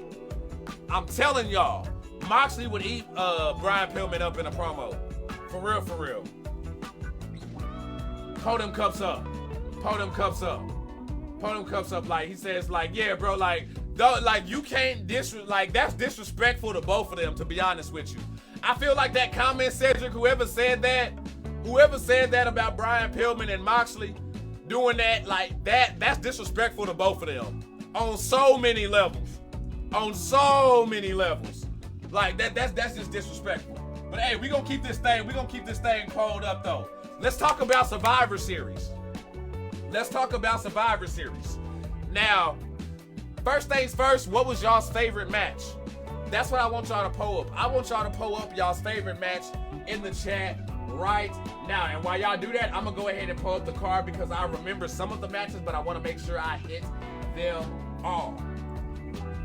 For instance, that swerve with Bobby Lashley, Seth Rollins, and Austin Theory, did not see that one coming. And I'm sorry, if you said you saw that shit coming, you lying.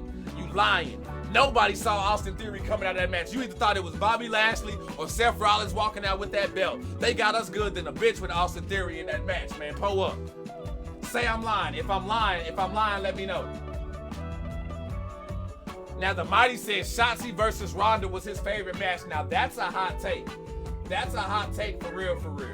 Now, Mighty, was your cue when you hit me up on the Kool-Aid hotline, was that to talk wrestling or was that DTKA related? Because if you talking about that, right, if it's wrestling related and you want to get in on your shit, I got you. You know what I'm saying? Like, we can do that like now. You know what I'm saying? Hold on, I'm pulling up the card right now. He said men's War Games match, storytelling. Boom. Okay, for sure. I see you on that. Muhammad said the ladies War Games match. Okay, for sure. That was a good way to jump off the show. Great way to jump off the show, man, for real. Let's see here. Antone says Moxley gets heat for blood and guts, but he didn't do it like the other cats in CZW and IWA Mid-South. I like him, but work-wise, I think Pillman was better. Exactly. Anthony, we here. Anthony Antone, we here, bro. Because, and you know what I'm talking about, there's some people in CZW, and you know what I'm talking about. CZW, IWA, even some of the old ECW shit, where they did unnecessary blood and guts violence. Where it was just fucking unnecessary. Moxley will make it make sense in a match. But these other motherfuckers just do that shit just cuz. Rose Cartel, pull up then. He says if Dean Ambrose was allowed to have the Moxley mindset, he would never have left WWE. He would have been bigger. Wade, I agree. They in trouble if they let him go back to WWE and let him have creative control, because y'all know what they saying now that Triple H is back in control. Wrestlers backstage have a lot more creative control over their shit. Pull up then. My man, Rose Cartel with 100 stars. Sippin'. He said, but see, I'm the biggest ECW fan, so I just like dumb shit sometimes. He's like, man, you know what? Just for no apparent reason, I'm okay with him getting his ass laid out with that Nintendo right there. Like, I'm not even tripping. Pull up, bro. Pull up. Now, I think we done got enough of y'all's favorite matches. And and things like that up in here. But let's see, do I got wrestling title? Okay. Oh, I love it. Alex Langford with the yo-yo pulling up. Yo, pull up now, y'all. We gonna get to it. I see we got some topics to talk about. My man pulled up who talked about battle rap. Hey, if you want to chop it up on battle rap, bro, pull up with us on Wednesdays on the podcast and shit, and we could chop it up about that all day. But on Thursday, speaking of DTKA, is our wrestling focus day. So now, let's talk about the opening match with the women's war games. Great way to start the show. There were some botches in it. I will say that there were some botches in it. I will say Alexa Bliss didn't seem too into it. Alexa Bliss seems like, while she seemed like she was ready, like she's back to her old Alexa Bliss ways with how she's taking contact and not having to worry about concussion. She's working freely and is comfortable in the ring. I get the feeling that Alexa Bliss is ready to go back to some solo shit. I think she's over being tagged and teamed up with people and doing all that shit. That's just me. But I feel like while Mia Yim had her spots in there, they could have gotten her over more, because I feel like Mia Yim needed this match more than anybody. Mia Yim needed this match more than anybody. More than Becky, more than Bianca, more than motherfucking Bailey, more than Dakota and Io. Out of them, Mia Yim needed that the most, because have y'all heard the reactions that she's been getting while coming out on TV? She hasn't been getting those overreactions that she was getting in NXT or when she went to Impact and before then. You see what I'm saying? Or even in Japan. You see what I'm saying? So that was the spot where you were supposed to showcase her and really get her over in multiple spots. She should have shined in that. But that being said, everybody looked good. It was off the chain. Like, I rocked with it. We gonna pull up AJ Styles versus Finn Balor. That was a freaking classic. That's one that I feel like people aren't talking about enough after that pay-per-view. Now, granted, it did get outshined by some other moments, and it wasn't a title match, which is cool. But when you can give me a mid-card match like AJ Styles and Finn Balor, and that bitch be a classic the way it was, oh my God, the story in this match, oh my. First of all,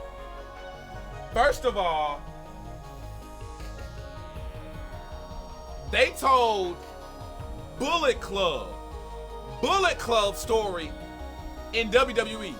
A Bullet Club storyline got told on WWE TV, and not just on a pay-per-view. Stay up. And this is why, Triple H, thank you so much, bro. Vince, because this is what people were talking about.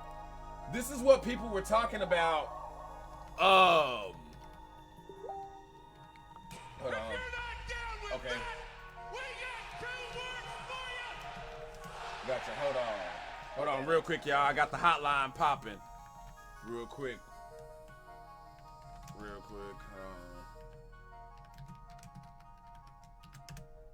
Pull up. Okay, so damn, I forgot my point. Okay, so this is what we're talking about when people were getting mad at Finn Balor for not being featured the way we felt he should have been featured. That's what we were talking about, because we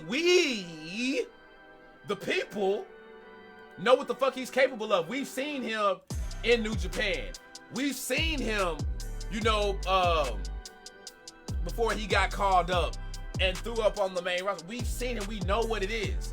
Now, AJ Styles, I feel like it's kind of been unjustified. Like, people want AJ Styles to be like John Cena and always be in the title picture. That can't happen, y'all. That can't happen. We need people to keep the mid-card interesting, because that's how you go from an entertaining show beginning to end. You gotta have some big stars who are willing to go on first, who are willing to go on second and push their egos to the side and showcase other motherfuckers. You know what I'm saying? Yo, David Aguilo, stay sipping. He said, give me AJ and Finn for a title, damn it. Hey, give me AJ and Finn for, I don't care what the fuck it's for. I will take an AJ and Finn rivalry continuing, like, still. I don't give a damn. I don't give a damn because those are guaranteed classics. Those are guaranteed classics. Real shit.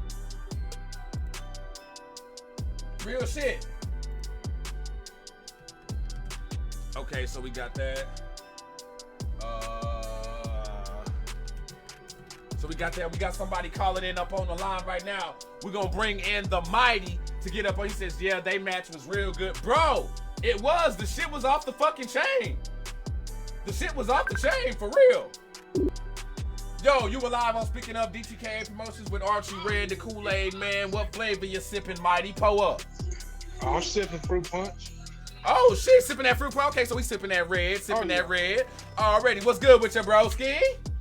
We gonna get back to the Survivor Series talk or whatever like that. Pull up. Oh no, but going back to what y'all was talking about earlier with the sloppiness, I noticed that too when I go back and I watch the old stuff. Yeah. Compared to the new stuff. Yeah. It was completely sloppy back then.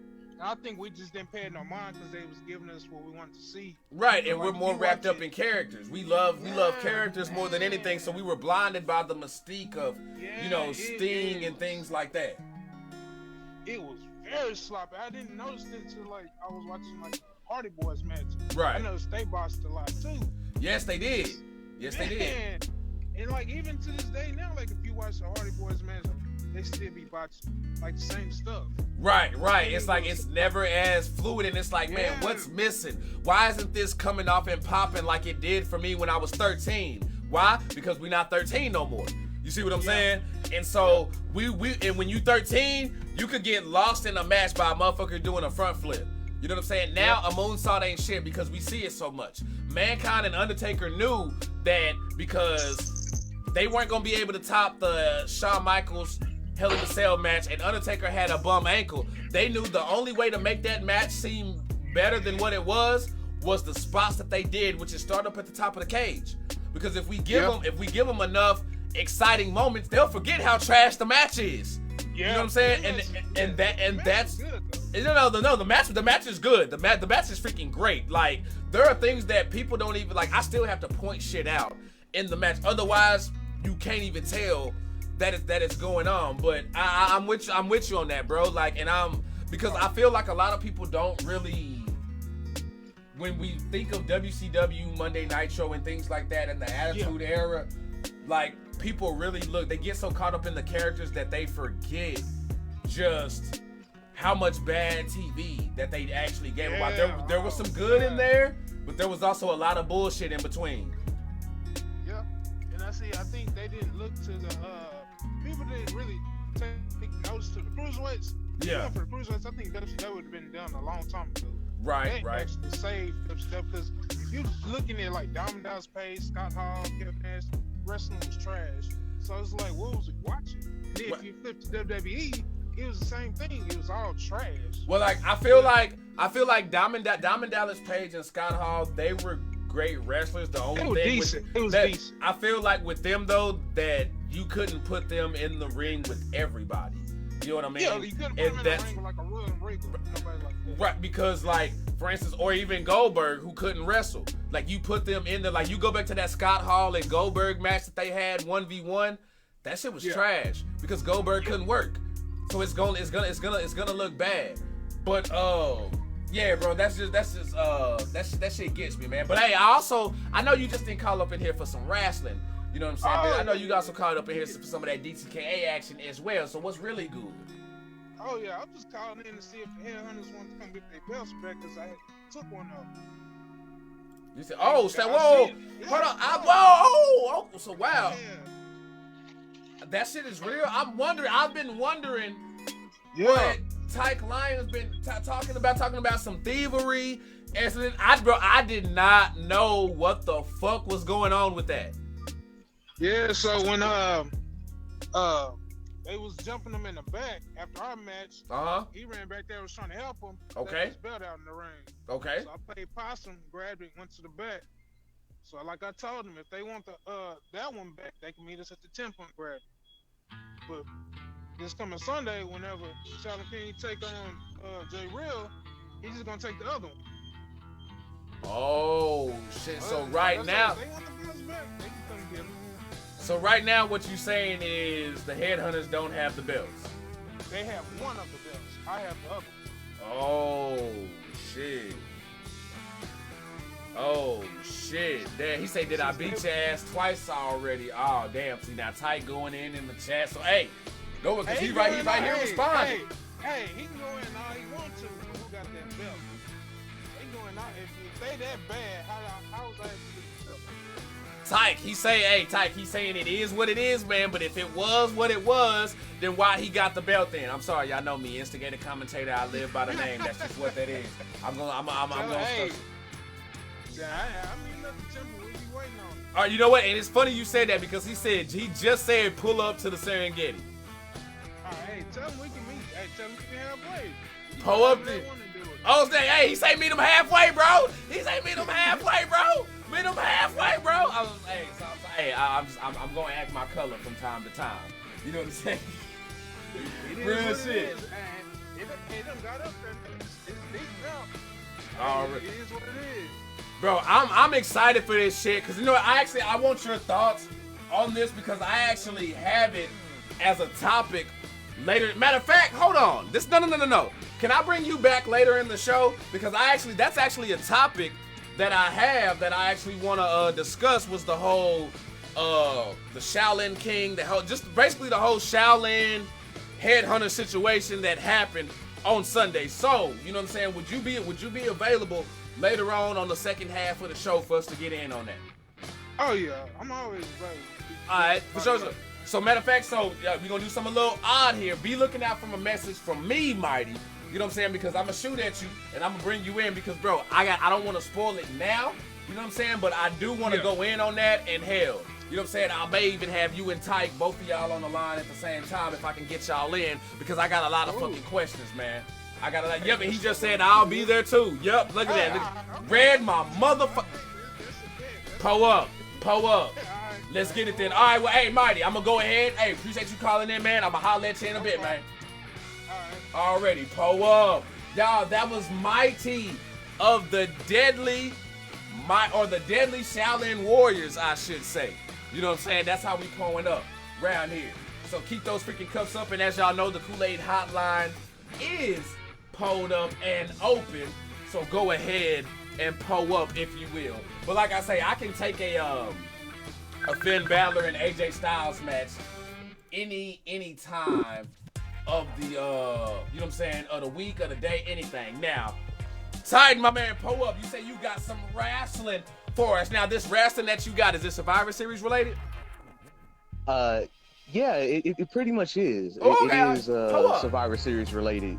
Pull up. And you neglect one thing. We talked about AJ Styles, and let's just say that Saturday his match was very much needed. That win was extra needed.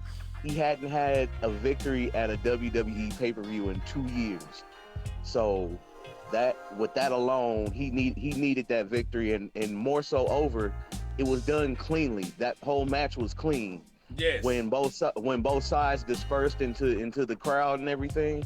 Right, because cool. It was like couldn't nobody get involved in the match because as soon as something was about to pop off, both squads started going at each other, which kept the match 1v1 versus Finn and AJ. Yeah, and that needed to happen. We haven't seen a clean 1v1 match in a long time, and I'm glad it was this one. And you know what's funny about that? Even though Finn ate the pin on that, he actually got over.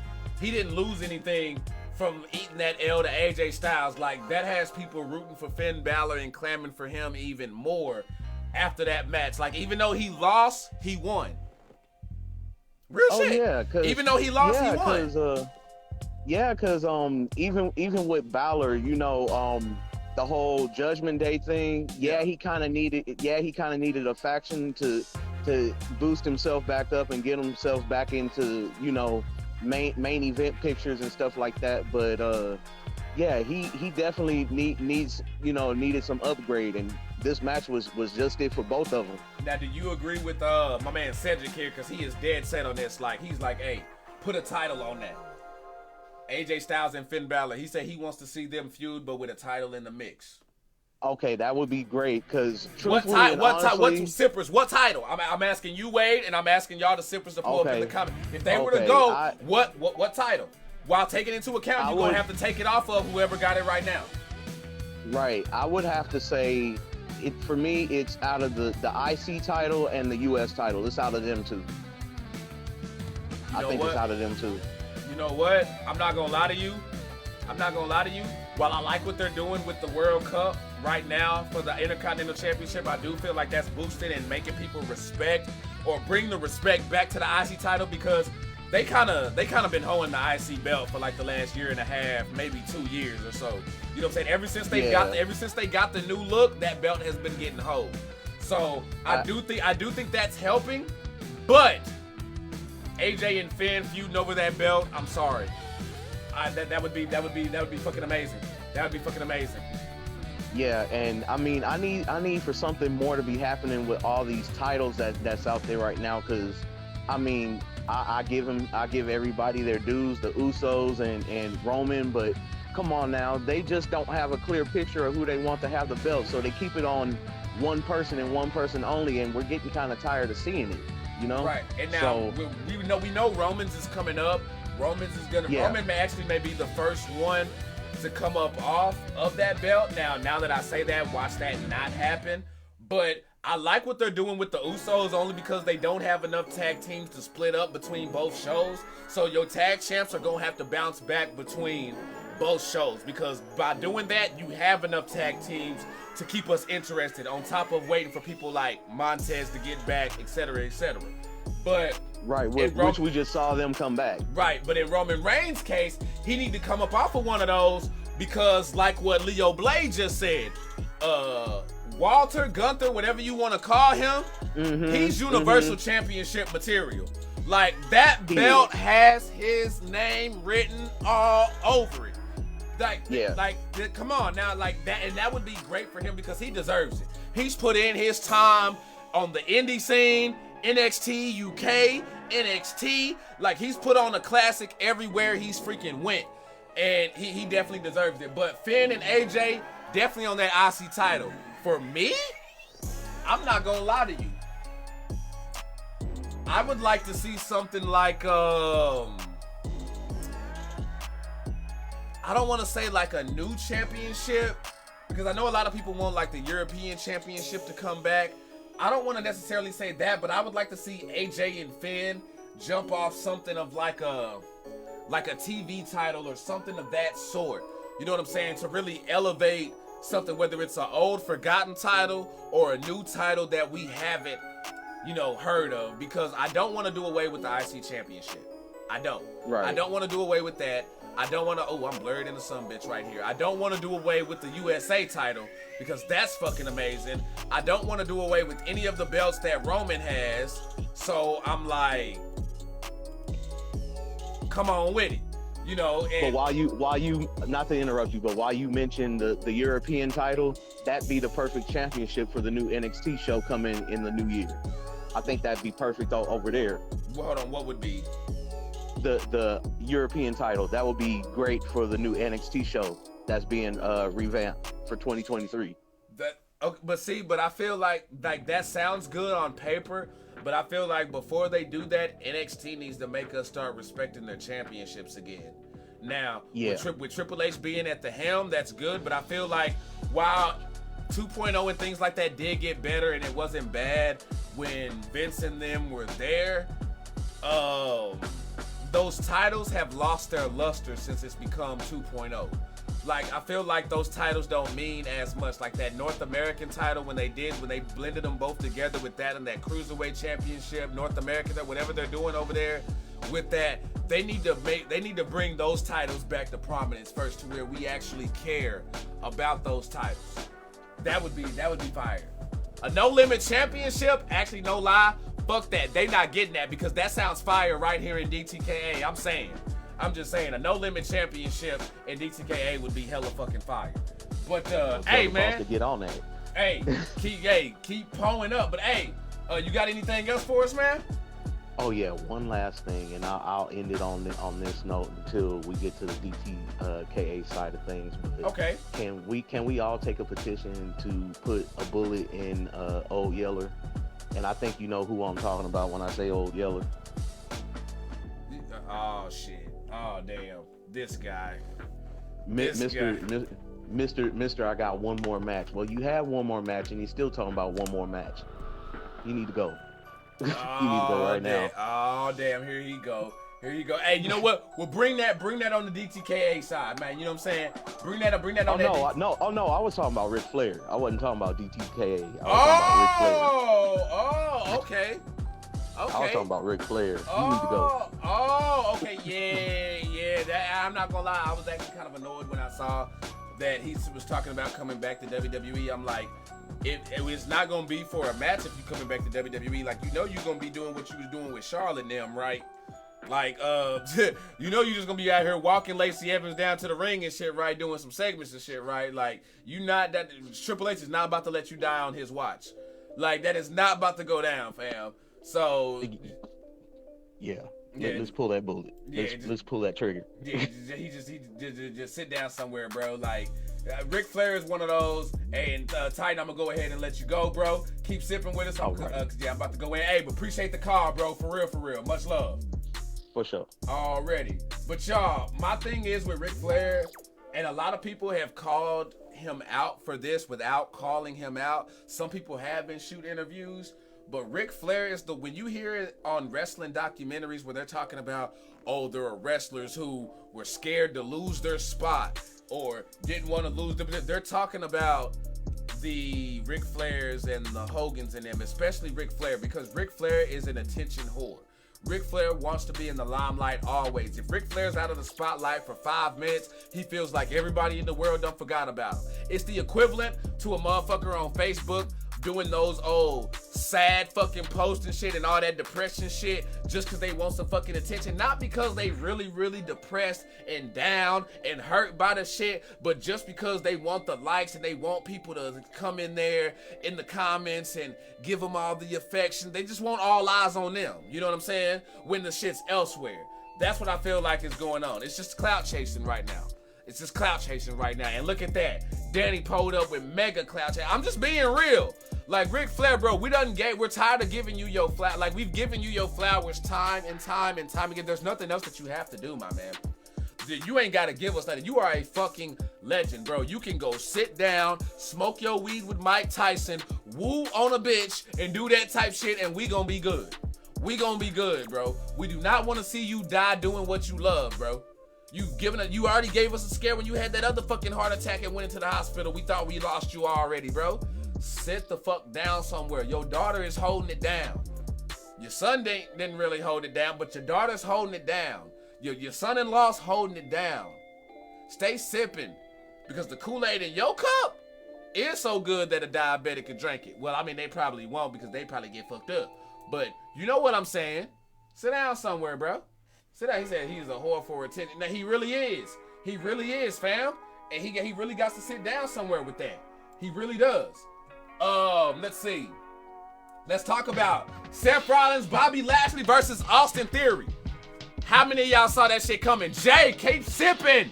Keep sipping. P.O.P. Hold it down. Now, I'm going to be real with y'all, and I said it already. Nobody saw that shit coming. Nobody saw that shit coming with Austin Theory, Seth Rollins, and Bobby Lashley. I did not expect Austin Theory to walk out with that belt. Like, I expected him to have a good showing. I expected him to have, you know what I'm saying, to be like, I expected Austin Theory to take the L, but come away being over to where, yup, we ain't gonna be able to call him no little ass motherfucking kid no more. We gonna have to start putting respect on his name. You know, well, granted, I've been having respect on the name, but, you know, I just gotta put that shit up out there. You know how wrestling fans be, or just fans be. As soon as something starts becoming the ish, they swear they been there the whole time riding with you. Bitch, you wasn't with me when I was shooting in the gym. You know what I'm saying? But, that shit was a fucking swerve. That shit was a fucking swerve. He said, I thought Lashley was gonna win. Bro, I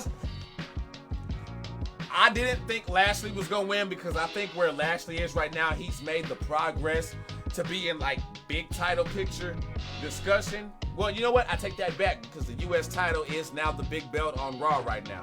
So that actually contradicts what I just said there. I can't say that. Yeah, dog. I did not see Theory walking away with that belt, bro. I did not see Theory walking away with that belt, bro. They caught a lot of motherfuckers off guard with that. And then the Bloodline versus the Brawling Brutes with Kevin Owens and Drew McIntyre in that bitch. Pull up now. Say that match wasn't fire. Say that match wasn't fire. I seen some of y'all pull it up already. That was y'all's favorite match. That was y'all's favorite match. And I gotta say, looking at this card from top to bottom, that was my favorite match too. Even though AJ and Finn Balor was a classic, Seth Rollins and Bobby Lashley had the good swerve. You know what I'm saying? The Women's War Games match was fire to jump it off. That main event, that is how you tell stories without having to do too much. You know what I'm saying? We didn't have to, and y'all, I'm not one of those old heads who get mad every time somebody does a 450, 60, 30 Swanton, Hurricane Rana, Phoenix Splash, you know what I'm saying? Zuma Cum Laude, front flip on a motherfucker. Like, I'm not one of them. But I do, like, I'm a realist. You know what I'm saying? Like, I'm consistent, objective, right down the middle. I can take in all those hot spots, but I can also admit when people use those to cheapen a match. That War Games main event showed you how to tell a story without having to do crazy ass hot spots and all that bullshit. You can have your spots, but when you get those spots, they matter. They matter. When you knocked out, you knocked the fuck out. We knew when Pete Dunne got knocked the fuck out, Butch, he was done. We knew we wasn't getting him back. We knew that. He says, was this Triple H fixing the failed Money in the Bank cash in? I don't think so. I don't think necessarily this was having anything to fix when talking about Austin Theory. And here's why. Wrestling fans are real quick to react to what they see and start jumping to conclusions and making assumptions. The failed cash-in was supposed to happen. I'm telling y'all. Like, listen. But as the commentator here in DTKA, and I've been we're on what? Number 39? Between the shit that I've said here, between the shit that I've said at the beginning of wrestling shows, and hell, when I'm commentating matches. When it comes to this wrestling shit, I'm a smart wrestling fan, yo. Like, I'm passionate about this shit. And I feel like, and I'm not saying this shit to be cocky or nothing like that, and I know it may sound arrogant, if I say something, granted, like, you know what I'm saying, me, Cedric, and some others was up in here disagreeing on a few things, that's cool. That's cool, but I'm telling y'all, there are certain things that I say that y'all can take to the bank when I say it. You know what I'm saying? How long have I been talking about CM Punk being out of AEW and that really being what it is? All you have to do is just look, and then week after week after week, people acting like they breaking news on this shit. I'm telling y'all, that cash-in, that failed cash-in was supposed to happen. Like, you have to have patience to be a wrestling fan. You do, because that was the story. Think about it. Austin Theory cashes in his Money in the Bank, right? Everybody just been ribbing him. Oh, you're Vince's boy. Oh, you're Vince's boy, blah, blah, blah, blah. Look at this kid, blah, blah, blah, blah, blah. Look at him. He goes and does his cash-in, trying to be opportunistic. Fails, get his ass whooped. Okay, that gives people more reason to pile on, pile on, pile on, pile on, pile on, pile on. To where when you get to a triple threat match like that, catches you by surprise. And as smart wrestling fans like myself, we should be upset at ourselves because we should have saw it coming. We should have saw it coming. Leading up to that, all he kept saying, I ain't a freaking kid. I ain't a freaking kid. I ain't a freaking kid. I ain't a freaking kid. But we're too busy being blinded by the star power that is Bobby Lashley and Seth Rollins that we just completely overlooked Austin Theory. Thought he was just gonna get walked on. Thought that there was no way that little old Austin Theory was gonna come out with a fucking dub over big ass Bobby Lashley and Seth Rollins. There wasn't no way. And how did he do it? The only way he could have, and that's by being like Edge was back in the day and being opportunistic. He saw a window and he jumped through that bitch. Banged the girl while the husband was asleep and went out and handled his business. Got his nut and was gone.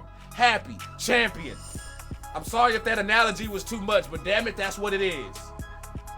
That's legit. All of that shit was supposed to happen. The raising, all of that was supposed to happen, and I love it. Because that's storytelling, and that's how you do shit. That's how you do shit. Just like, again, that bloodline and that bloodline main event, that was storytelling. A lot of people did not expect Roman Reigns to get caught up and start getting the Sheamus, you know what I'm saying, chest melees and shit. Do y'all know there were women crying?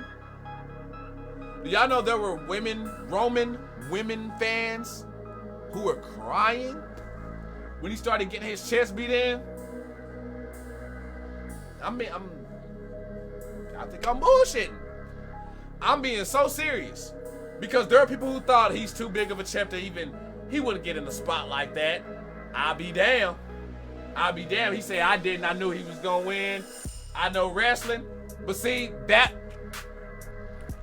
the thing. That's the thing with being a smart wrestling fan. Right now, from what I saw out of everybody watching that, there was only 2 people that saw that coming. There was only 2 people that saw that coming in the comment section. And that's you and Mighty who said that. Which at the time, bro, I'm telling you,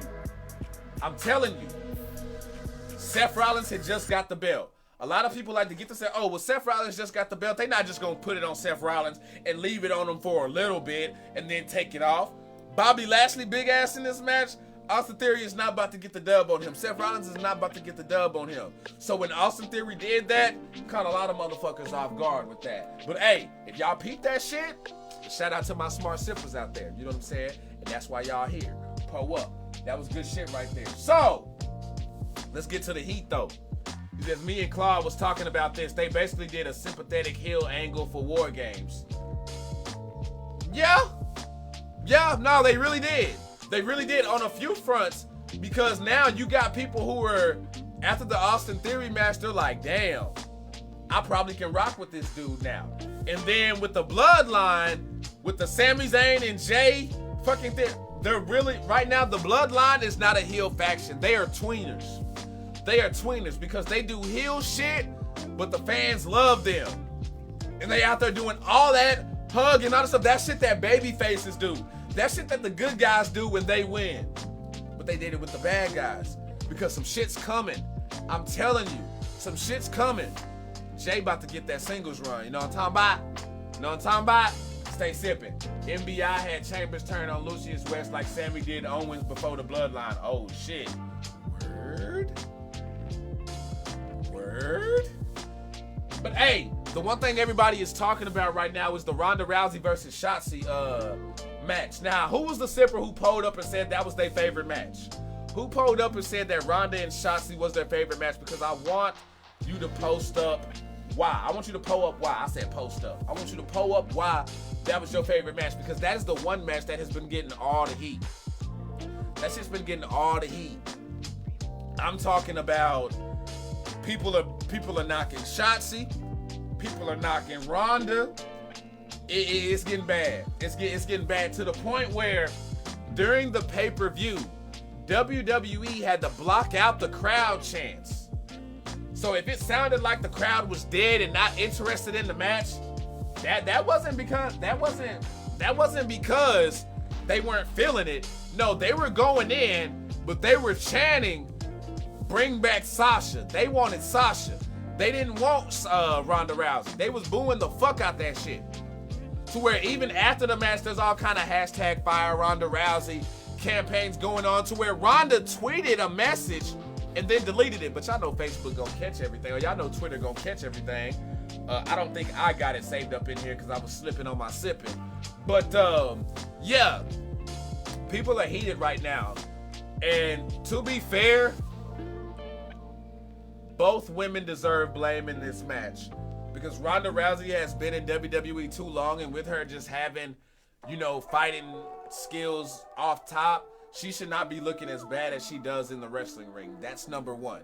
Ronda Rousey is at a point right now where she should be able to carry a wrestling match. Liv Morgan and them should not be going out there looking better than you. They should not. They should not. He says, let's see, Shotzi weren't selling each other moves. That shit was terrible. See, Ali, that's where I'm going. That's my thing. It wasn't that nobody was cheering it. It's because that they were getting piped out. They piped that out to pipe something else in. He says it was my favorite match because I finally got to use the restroom. Damn.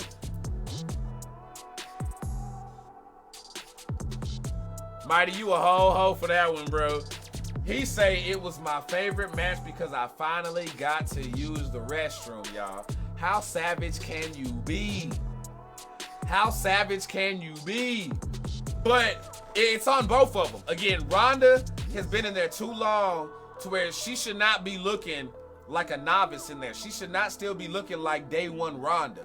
Because Ronda's, and I saw this come out from, who said this? Freddie Prinze Jr. said this. Yes, the motherfucker who played Fred in Scooby-Doo and was also in I Know What You Did Last Summer. He said Ronda Rousey is regressing, not progressing. I agree. I also feel like Shotzi is also regressing and not progressing.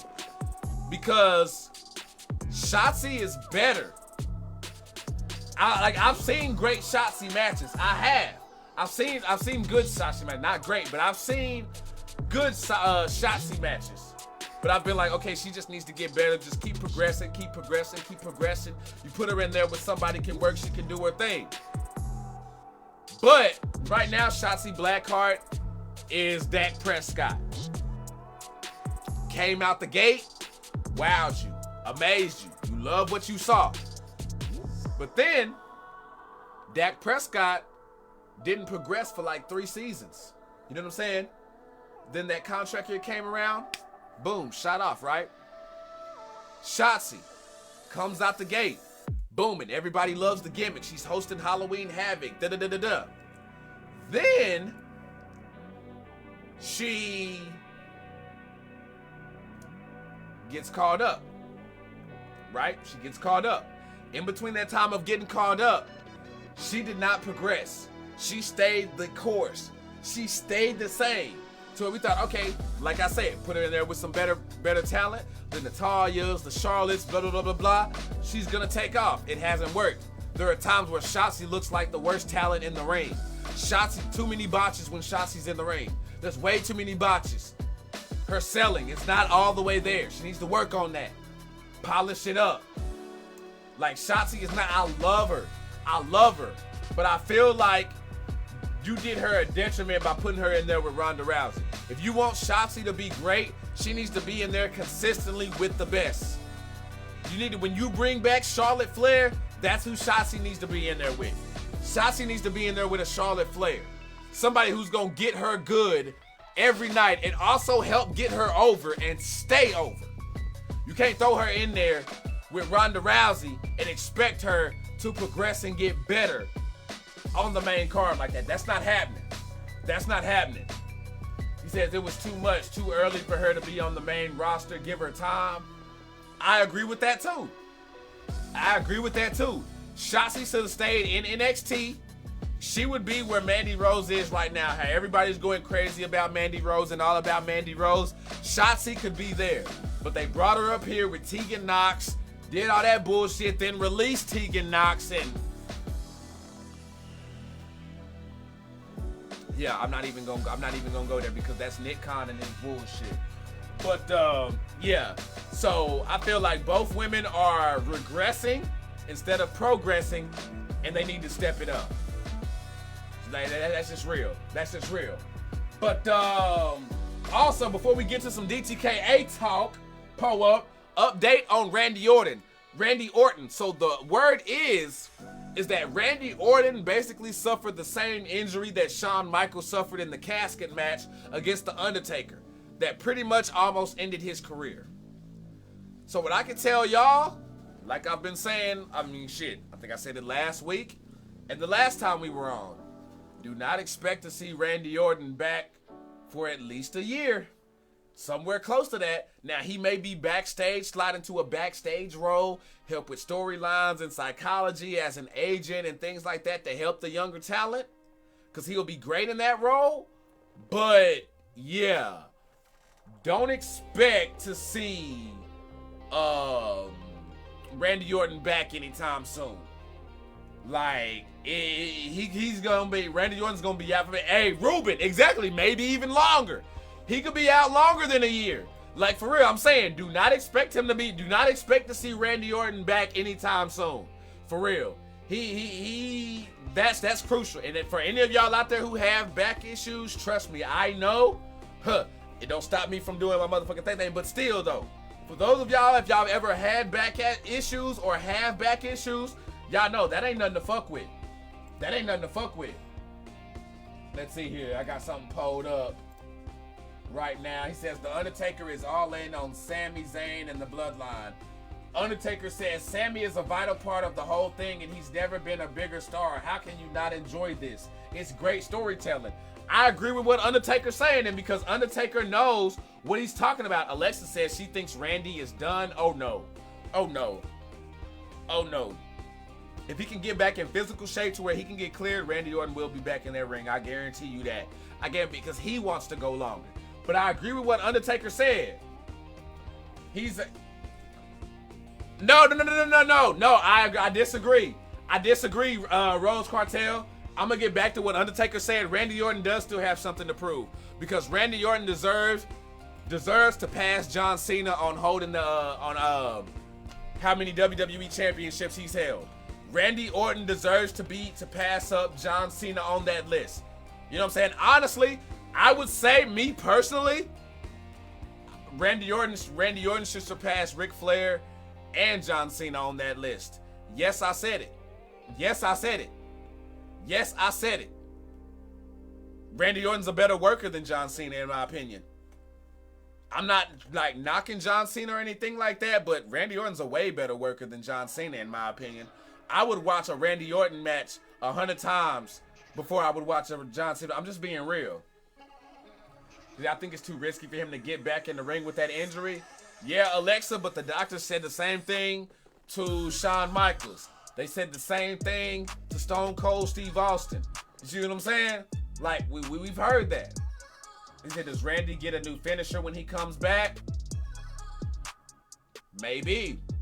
Maybe, because of that back and going down like that, he ain't gonna be able to come back with those RKOs, y'all. Have we seen the last of the RKO? Have we seen the last of the RKO? Is Matt Riddle gonna take that into the near future? He already been hitting it. Is that why Matt Riddle's been continuing to hit the RKO and just use it as a paying tribute to bro Randy? Maybe that's the thing. Maybe we're not getting that turn that we thought we were getting with Randy Orton and Matt Riddle. Maybe that was a way to pass the torch so Matt Riddle can use it, since Randy Orton ain't gonna be able to use it anymore. I'm just saying. Just a thought. He say go back to the punt. I agree, because the punt is still over. Did you see what it did to Drew McIntyre? Fucked them up. See, Ruben, we here, bro. I'm telling you. He says, I would watch John Cena matches before Randy Orton matches. Alexa, what? What now, Alexa? I cannot protect you if the sippers get on to you. For that one right there, I cannot protect you. I cannot, because I just feel like there are sippers who, I feel like majority of the sippers disagree with that one. He says, why not let Riddle use it? Shit, Owens used the stunner. No, I'm with it. No, I'm with that all day. I'm with that all day. But, and what Undertaker said is what I've been saying about Sami Zayn for the longest time with this whole bloodline thing. While people trying to knock him and say, oh, he's not family, he doesn't fit, he is the best entertaining part to the whole thing since he's been there. Since he's been there. Like, at first, yeah, Roman and them got it over. Yes, they did. Yes, they did. But since Sami has shown up, he's been the best part of that. Again, he can be just as entertaining as Paul Heyman was when he was in the mix, except he can take bumps. Paul Heyman can't take any bumps. And guess what? He can eat the pin. without the bloodline losing any heat. Y'all think they gonna have Solo eat the pin? You got me fucked up. You think Jay gonna eat the pin? You got me fucked up. Jimmy might. You think Roman gonna eat the pin? You got me all the way fucked up. Sammy is so vital to that, and I feel like he is not getting his flowers. Like he's starting to. He's starting to give his flowers, but there's been a delay of game on the play of giving Sami Zayn his flowers in this whole bloodline thing. I'm just saying. He said apparently Roman might fight Sami at Elimination Chamber last I seen.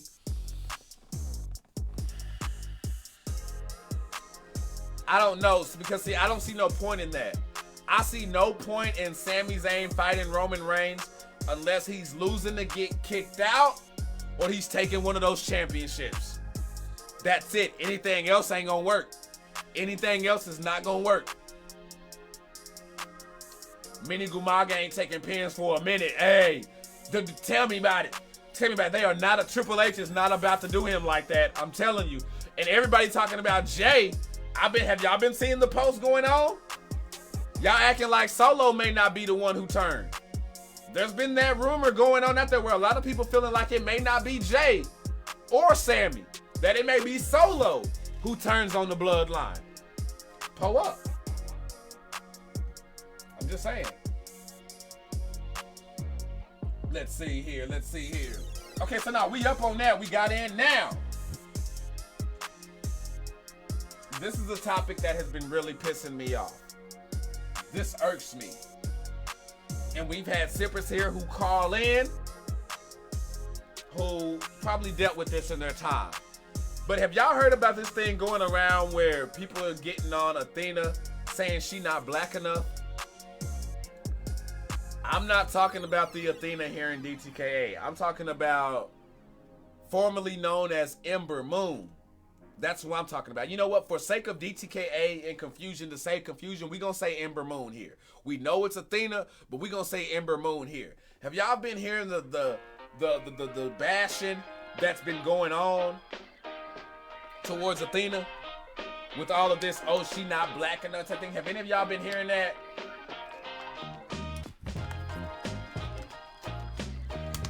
Type say Ember Moon is green as fuck. In what fashion? In what fashion? I'm asking that as an honest question, Tyke, when you say that. Because he says she not stereotypical enough. Thank you, Ali. Thank you, Ali. He says, man, they think everybody black should be hood. Thank you, William. Thank you, William. Now let me break it down. Let me break it down. I am so glad, y'all. I am so glad. You know what? I am so glad y'all say that, because y'all gonna look at that. You say, nah, she trash. Okay, so the Mighty don't rock with her. I can expect that. She not your cup of tea.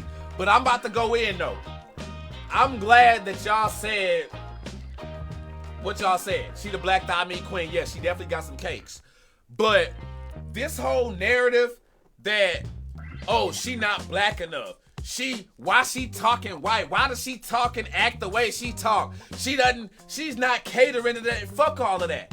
I'm not trying to hear none of that bullshit, because I feel like black people, I'm sorry, I'm about to get on my, hold on real quick.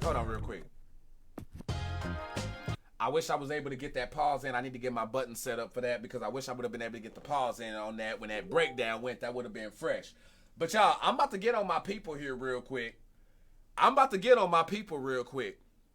Black folks, black culture, period. We are the most contradictory culture there is out there. We harm ourselves and do ourselves in and our causes in more than anybody else walking this freaking planet. We sit here and we want to talk about equality this, fair treatment is, you know what I'm saying? Don't judge us. Just because you got robbed by a black dude, don't automatically assume that this black person gonna rob you. Oh, all black girls are loud, blah, blah, blah, blah, blah. All this stereotypical shit. You know what I'm saying? We want to sit there and bet. The shit gets on my nerves, bro. It does, because we sit there and we talk shit when it's convenient for us. You know what I'm saying? We sit there and we want to get mad that, oh, Look at what they doing with the Street Profits and Jade and Last Legend and Crime Time and shit. Why every time they book a black wrestler, they gotta come out there rapping or dancing or being loud and bougie and clapping their hands and shit.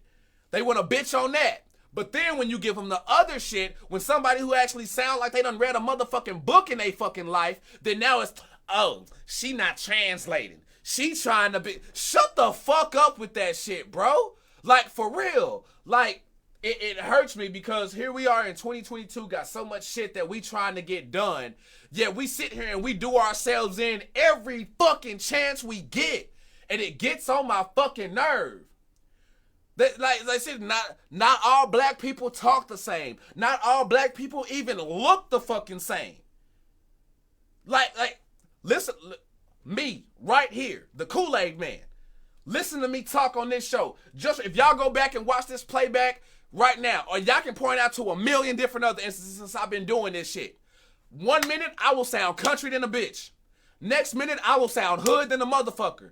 Then the next minute, my enunciations will be a lot more proper like. You know what I'm saying? And none of that shit is forced. That is just how I naturally talk. I've gotten roasted like that my whole life because when I talk, my accent changes.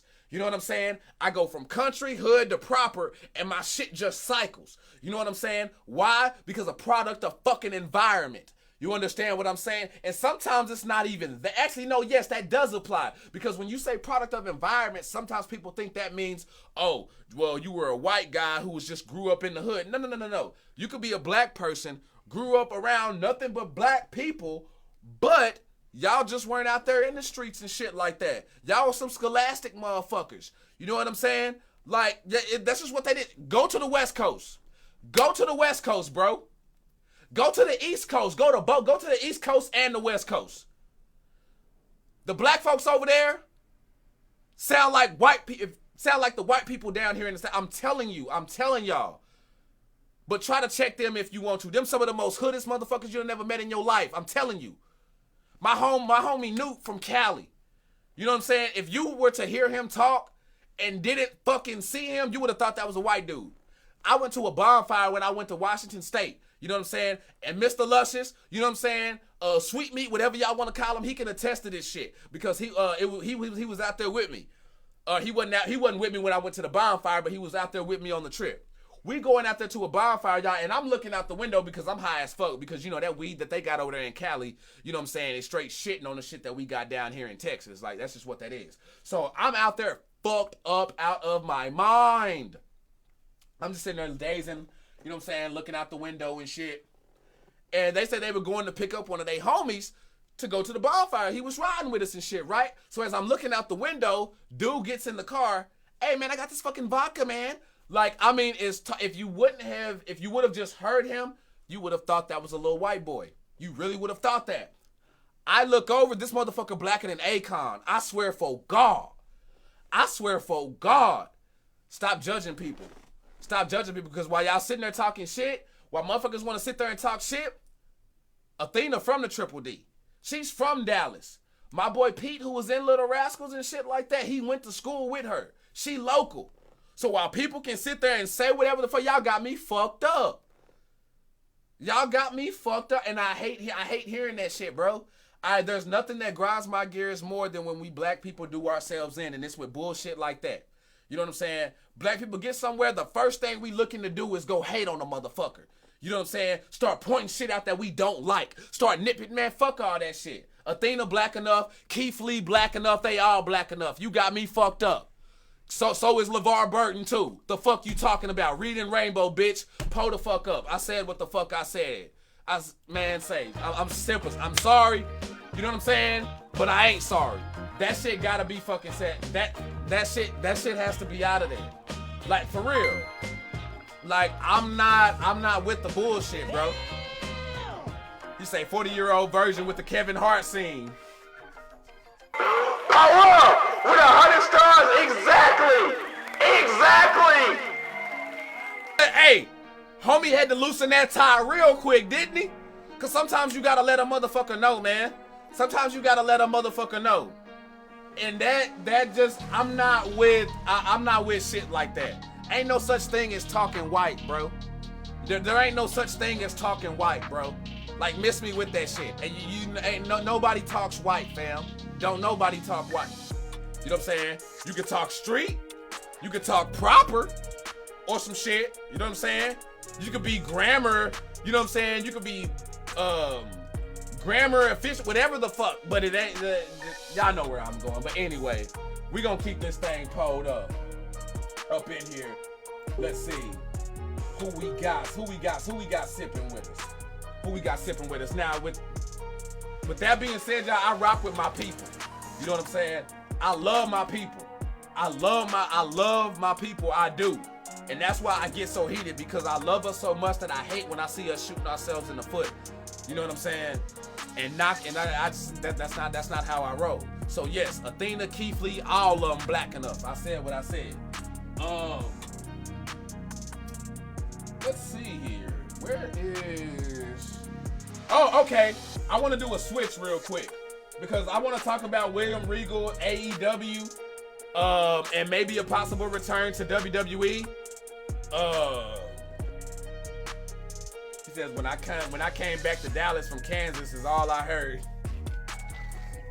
Hey, stay sipping, bro. You know what I'm saying? It be like that. That's real. But hey, sippers, I want to know right now, and if there's a sipper who's not with us right now, you know what I'm saying, pull them on in here, because this is real deal. All of y'all play a part in this.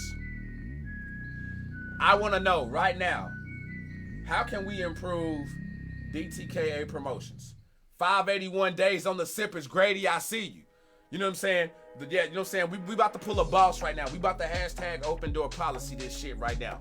You know what I'm saying? What is it that we can do to improve DTKA promotions? And I'm talking, sorry, that shit bugging the fuck out of me. And I'm talking, speaking of DTKA on a Sunday, whatever it is, how can we improve DTKA promotions? Because I sit here, yes, I know what I know, but y'all are the ones who are sitting there looking at y'all's phones. Y'all are the ones watching y'all's TV. Y'all are the ones watching us for hours on hours. So I want y'all's opinion. Pull up. Rose say that beat was like, hey man, hey, you know we vibe around here, man. You know we stay sipping. He say Tony Khan can't be that stupid to just let him waltz back to WWE. What? We'll get to that. We'll get to Regal. We'll get to William Regal after this. But sippers for real, I want y'all to like really speak up. You know what I'm saying? I really want y'all to speak up. How can we improve DTKA promotions? What is it that we can do to make DTKA better? Real shit. We had 671 comments right now. Pull up, y'all freaking killing it. Y'all are killing it. I forgot we on a delay, so that thing probably going back and things. But that shit really matters to me though. That shit really does mean a lot though. To hear what y'all who watching and taking the time to put in what what we do here. How can we make DTKA better? He says, be more authentic and show real support. I agree. I think that is key, because there's a lot of, there's a lot of people who don't be authentic, or say what they mean and mean what they say when they say it, or they show support because they want to get something out of it and they have ulterior motives. That is a good one. He says, people not dropping out of nowhere. I agree. Now, Ruben, with that one, I feel like this is something where if everybody, this is why I preach staying up on the DTKA Promotions group page and coming through being active on the show. Because when those stories are going on and people are able to react, then it makes nobody wants to feel like they're carrying a whole story. If you're in a story with somebody, nobody wants to feel like they're doing the whole thing by themselves. You know what I'm saying? Or, oh, hey, I posted a promo 3 days ago. Homie still ain't said shit because he ain't been checking the group and shit. He just worried about showing up on Sundays. Those type of things, those help. But also, for those of y'all who are putting in the work, the one mindset y'all can't have, Y'all can't fall back just because y'all pulling it. Y'all gotta continue to do what y'all do. Because what happens is y'all, this is what happens. Y'all fall back because, oh, well, other people not pulling their weight. I turn around and get on the people for not pulling their weight. And by the time they come back in and they've stepped their shit up, y'all aren't active in doing y'all shit because y'all still in that mindset of, oh, well, I'm not doing anything because everybody else not doing anything. You gotta keep it going. You gotta keep it going. Because when they come back in and they picking they shit up, you right there. And y'all back and y'all hit the ground running. So that's real. That's real. I do feel like activity for these leagues, no matter where you go, whether it's DTKA, GSMW, BWC, FCW, NAW, no matter where you go, activity is what gets us over the most.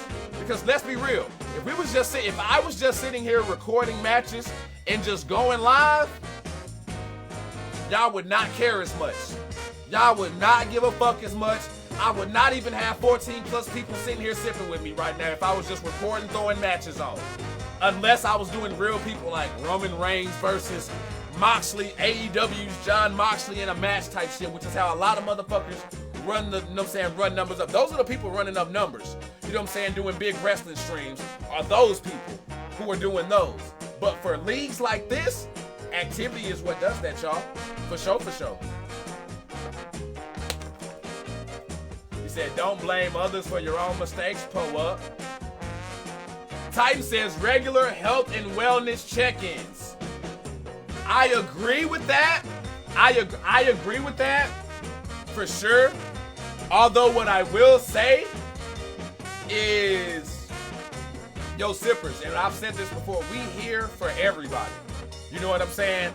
Y'all seen we'll have where, you know what I'm saying, my man Tyler Connor will give us an update like, hey, you know, this is what's going on with surgery, or, you know what I'm saying, hey, here's a health update on how I'm doing and how I'm feeling and stuff like that. That stuff, we don't mind because we want to know, you know what I'm saying, what's going on with y'all. What we don't want in the chat is the pity party, you know what I'm saying, looking for sympathy and attention and shit like, oh, look at me type shit.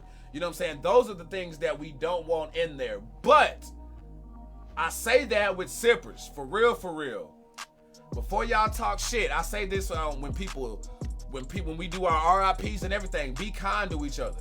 You know what I'm saying? I understand we get caught up in this role playing and things like that, but reach out to folks, for real. See how they doing. Because I'm gonna give y'all something about me, real shit.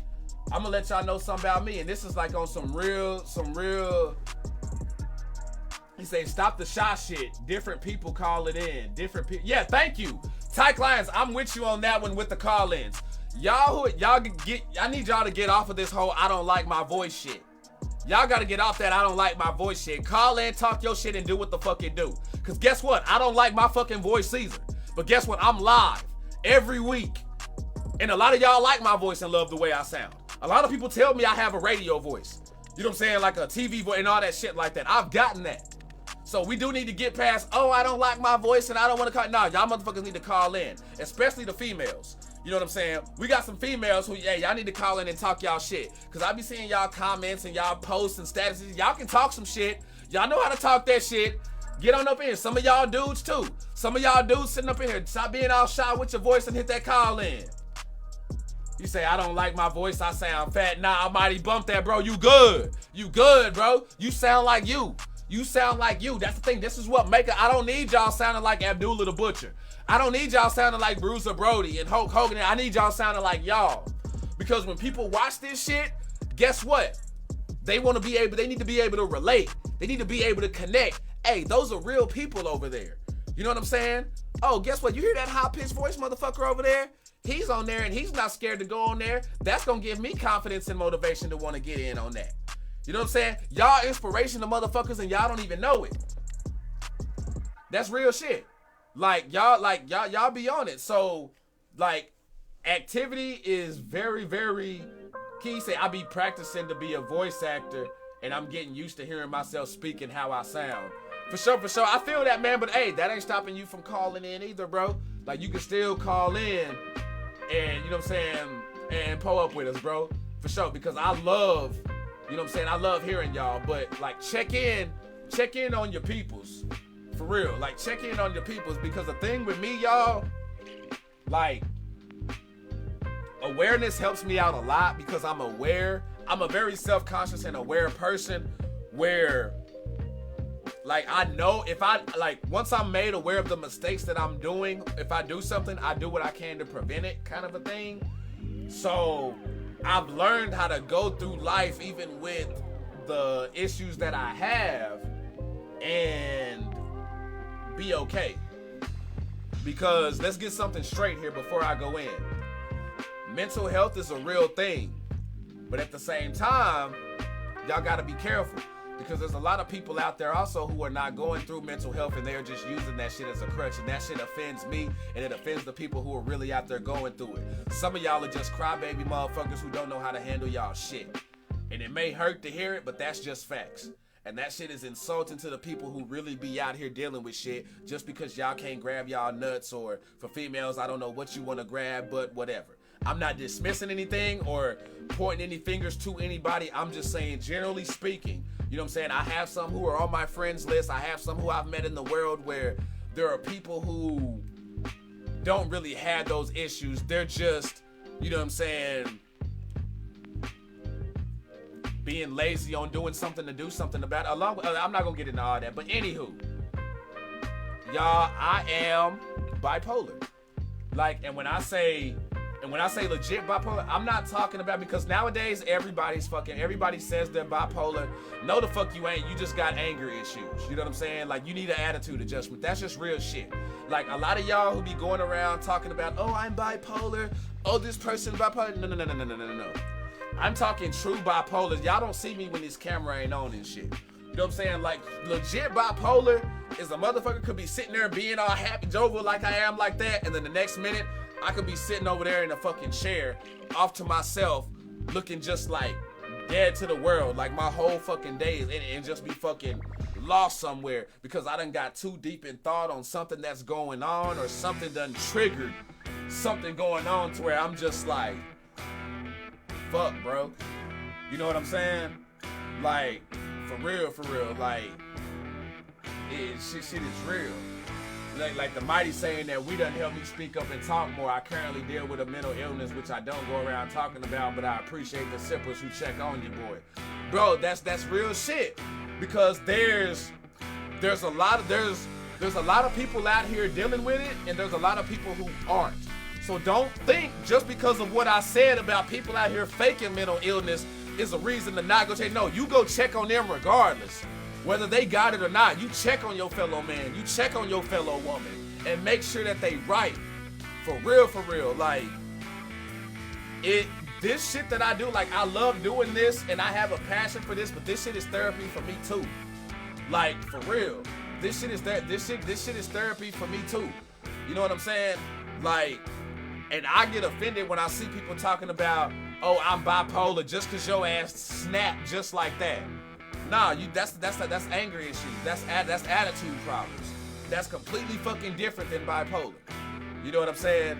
I had, like, when I tell you my anxiety, this is how bad my anxiety is, y'all. Like, for real.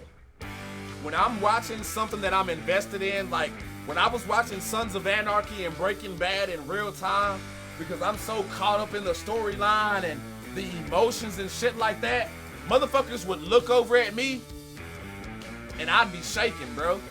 Like, for real, because of my nerves and shit. Like, get the shaking and shit. Because I envision myself in that scenario, or what that shit would be like, type shit. Like, just certain things just set a motherfucker off.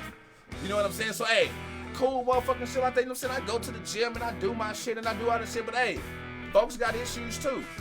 You know what I'm saying? Folks got issues too.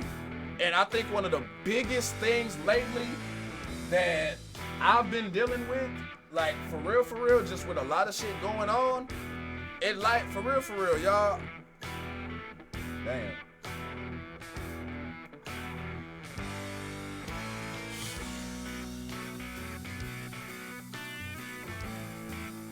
Fuck, bro. How the fuck y'all get me on this fucking topic, fam? Like, how the fuck did I even get here? Oh, how we can improve DTKA. But at the same time, I don't want to say some shit and then tease something and not say it. But,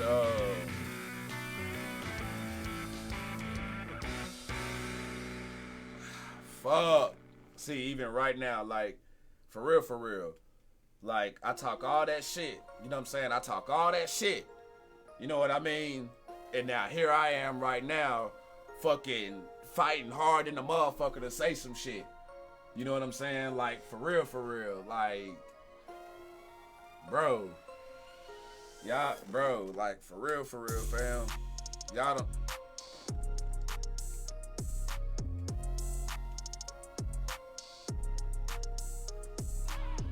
Bro.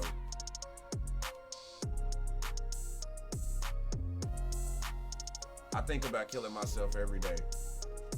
Let's just throw that shit out there. Now, I know a lot of y'all have, like, there's like, we've all thought about it. Let's be real. If you haven't, you're not human. We've all had that thought come across our mind. But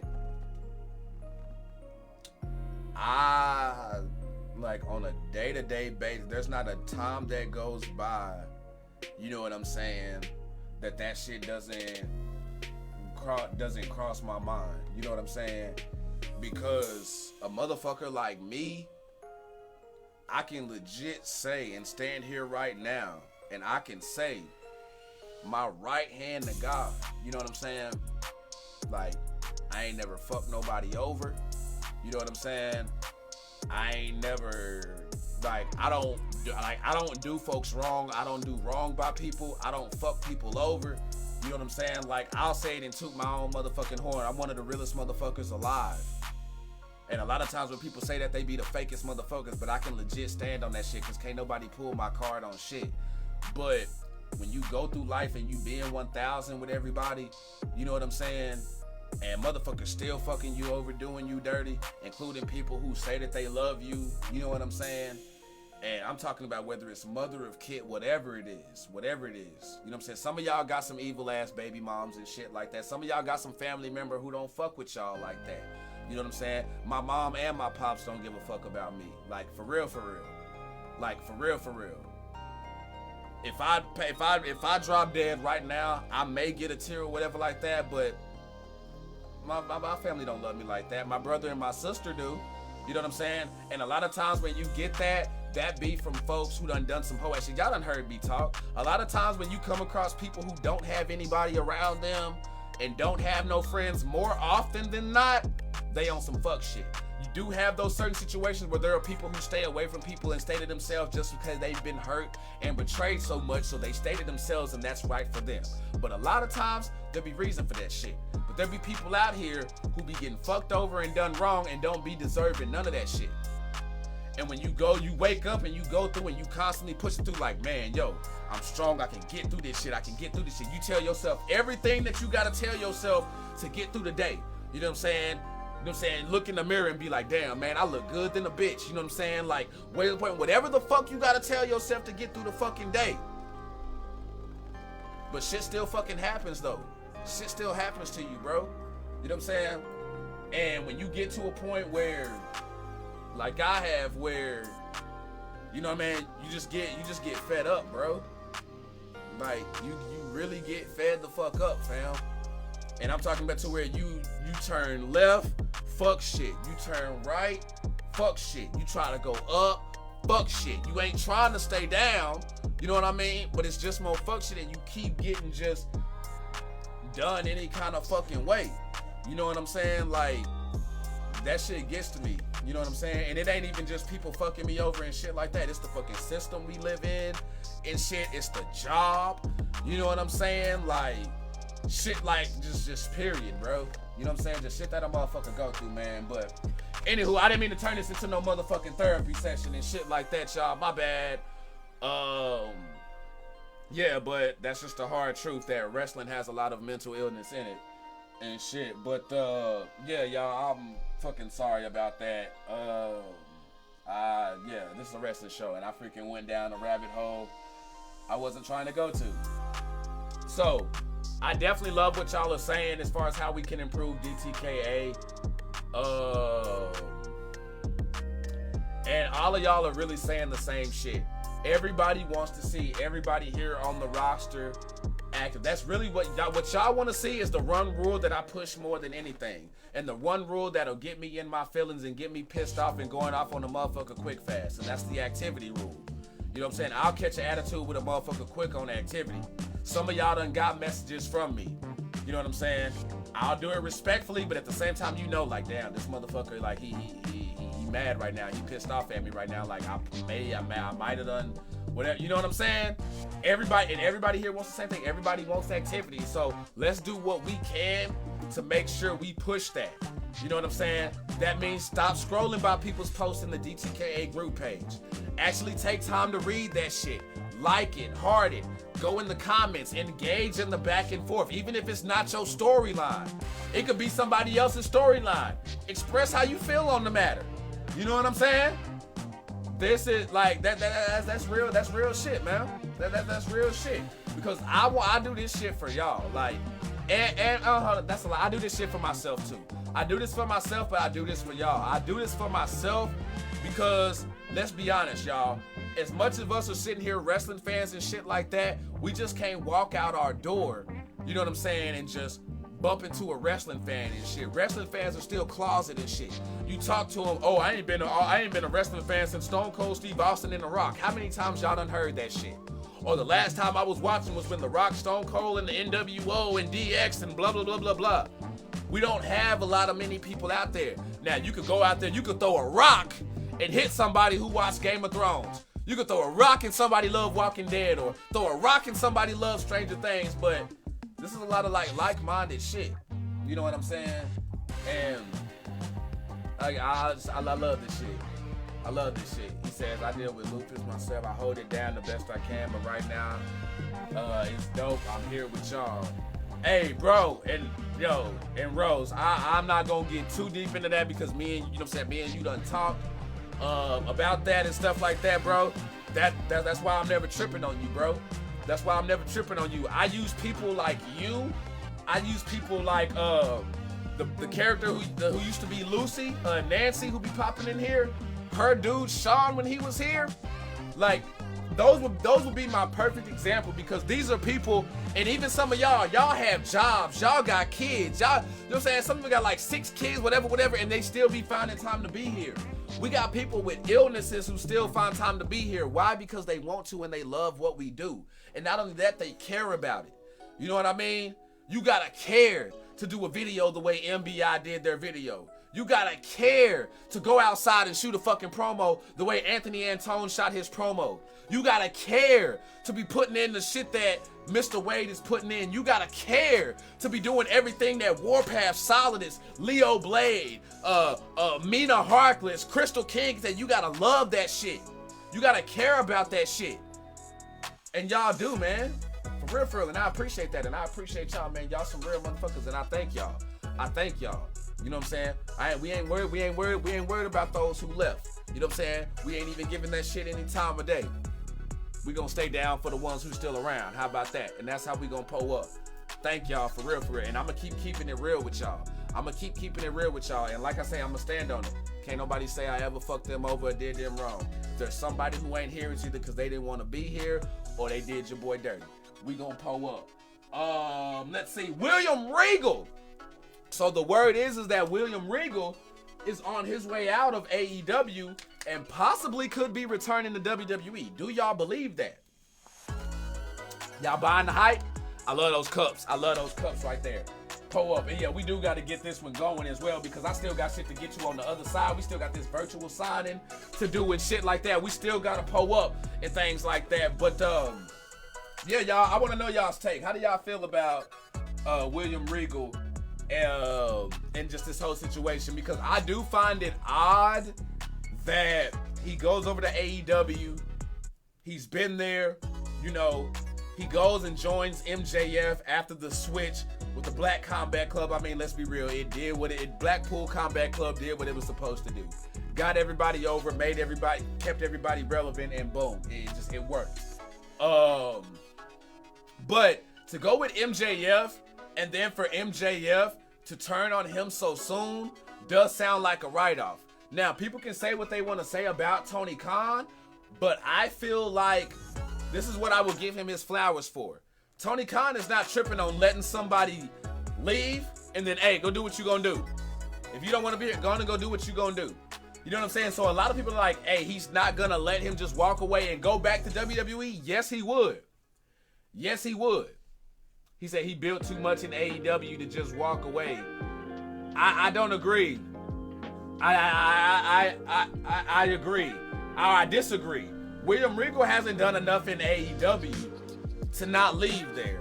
Like William Regal can leave right now and just leave with no problem. He's more entrenched in WWE. I would rather have William Regal back at NXT than over in AEW doing what he's doing. If we only have a little bit of William Regal left, which he said with the brain bleeding and the health issues that he has, if we really only have a limited time with William Regal, I want him in WWE, NXT doing everything that he freaking can, because when he was there, that is when we were talking about, man, fuck Raw and SmackDown, NXT the best thing they got. Then it's SmackDown, and then it's Raw with they whack ass. You know what I'm saying? That's just real. That's real shit. I feel that. But I do feel like he's gonna go back to WWE, and I do feel like it's a good move. Now, did y'all hear about this possible return though? Did y'all hear that Medusa, aka Alundra Blaze, may be making a return to the ring? And not just to the ring, but maybe returning to WWE.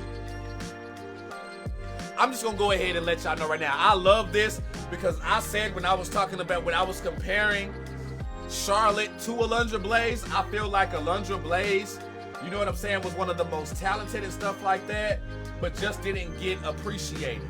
And it was mainly because of the era that she grew up, just like Luna Vachon. The women weren't getting pushed the way they're getting pushed now. I feel like Alundra Blaze could come back right now with how active she is and how good she looks. We could get edge years out of Alundra Blaze in WWE. We could get 2 to 3 years out of her and change her whole career. Make her give her the championship again, whatever. Her career needs this. Her career needs this. She said she was choosing the competitors for the Iron Survivors match thing and No. That's not what I'm talking about. I'm talking about being active in the ring, bro. I'm talking about being, I know what you're talking about, that's for sure. But I'm talking about being active in the ring. And that she's one of those talents like a John Cena or somebody who, when they get up there in age, even like Triple H and them, they can still work. I feel like Alundra Blaze can still work. Her moveset, there is no reason for me not to believe that Alundra Blaze cannot do in 2022 what she was doing in 1995. You telling me she can't bust a backflip? What? Lita with her bad shoulder and back is still out there doing her moonsault and shit. Yeah, Alundra Blaze would kill that. That would be freaking fire. That would be fire. Alundra Blaze back would be fucking fire. And I'm actually rooting for that. I want to see Alundra Blaze back in WWE because I think she needs it, and I think the women's roster needs it and could use it. I would like her to see go around the horn. Start, you know what I'm saying? She could go main roster, NXT, work her way around the horn, and still be legit. Matter of fact, I want Medusa to come back, and before it's all said and done, I want to see her NXT, SmackDown, and Women's Champion at one point in time in her career. I want to see that. Now, Brent, she's been too busy driving trucks, but she's been driving monster trucks long enough for her to sit there, take a break, and be like, hey, let me go do this wrestling shit, because she's been dipping her toe back in. When you look at Dark Side of the Ring, Tales from the Territories, the NXT appearances, she still loves this and wants to get back in this. So trust me when I tell you, she will drop that monster car shit, or monster truck shit, if she could get back in and work, be healthy, cleared, and to get her some shine. I bet you she would. She would push some time to the side to make that happen, I feel like. He says, I'll bring her back, but don't botch her return. Oh no, don't botch that. He says, I want her to do an anti-American gimmick and manage Asuka heel turn. Whoa, so you want her, She could go back to Japan. She could go pro Japan. He say, hey Archie, how Roman gonna wrestle with the broken handles on the ring? With the I don't know what you mean by that. Quincy, go in and elaborate on that for me, if you will. Let's say, hey, Giuseppe is in hot, dirty water right now. And when I mean hot, dirty water, I'm talking about this shit going on with the Redneck Originals. How petty can they be? How petty can they be? So he beats him in a handicap match, right? Then the following week, he's having a one-on-one match versus Kenny Redneck, and Billy Bobby comes out there, distracts him. Then runs out, attacks him at the end of the match, and then they jump Giuseppe at the end of the match and beat his fucking shit in. Like, that, like, I feel if you wanted to be better than Giuseppe, then be better than him. Beat him. Beat him, but don't be all salty because he done beat y'all in the ring multiple times already. Don't knock this dude because he's starting to get over. You know what I'm saying? Who was once a jobber, now he's the robber. You know what I'm saying? Like, po up. Really po up for that dude. Can we get some cups up for Giuseppe? My man Rose Cartel with the 100 stars. The first time y'all hashtag May Young. Po it up, po it up, po it up. I need to see hashtag May Young in the chat right now for those of y'all new dropping in right now. Anytime somebody drops stars and if May Young goes off, you know, luck of the draw kind of thing, we drop that May Young on them to let them know. That is how we do. But, oh, okay. Real quick, y'all, I want to go around the horn before we're going to get to the second half. And we're going to get to this virtual signing and some more things right here on DTKA. Plus, I got some shit that I want to talk about, like Shaolin and Headhunter, like, and shit like that. I want y'all to pull up for me. We also got sippers questions to get to. I saved those for the second half because we gonna need it. So stay sipping. Let's go back to the territories.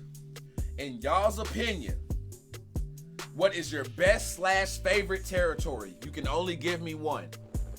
You can only give me one. Was it World Class Championship Wrestling? Was it NWA? Was it the AWA? Was it Portland Wrestling? Was it Stampede Wrestling? Was it Continental? Was it Mid-South? You know what I'm saying? What we got with the GWA or no, GCW? I believe it was not GCW. Global Champ. No, it was GCW, Global Championship Wrestling. DB says Memphis. Okay, that's a good one. Po up then. Po up. He says, remember Techno Team 2000? Yeah. He said, I drove that Captain America truck.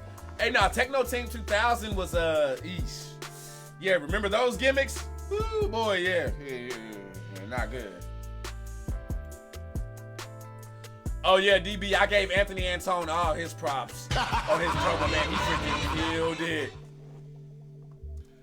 Yo! Appreciate the stars. Mr. Wade and Rose Cartel, thank y'all so much for pulling up doing that damn thing. For real, for real. Thank y'all so much for the love and support. Tyke says Stampede. Mighty says PCW. He says, Ruben says too young for that shiz. Damn, so you don't even go back and watch retro wrestling or nothing like that? You ain't got no...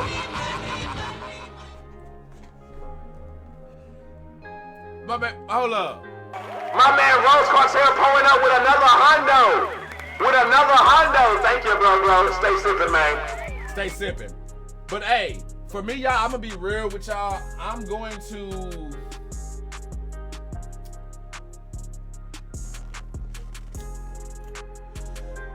Ooh, that one's tough. That one is really, really tough for me. I'm probably gonna have to...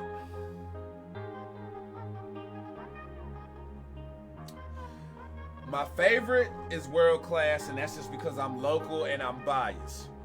You know what I'm saying? World Class Championship Wrestling would be because I'm biased at Butler. I see you. Cups up, man. For sure.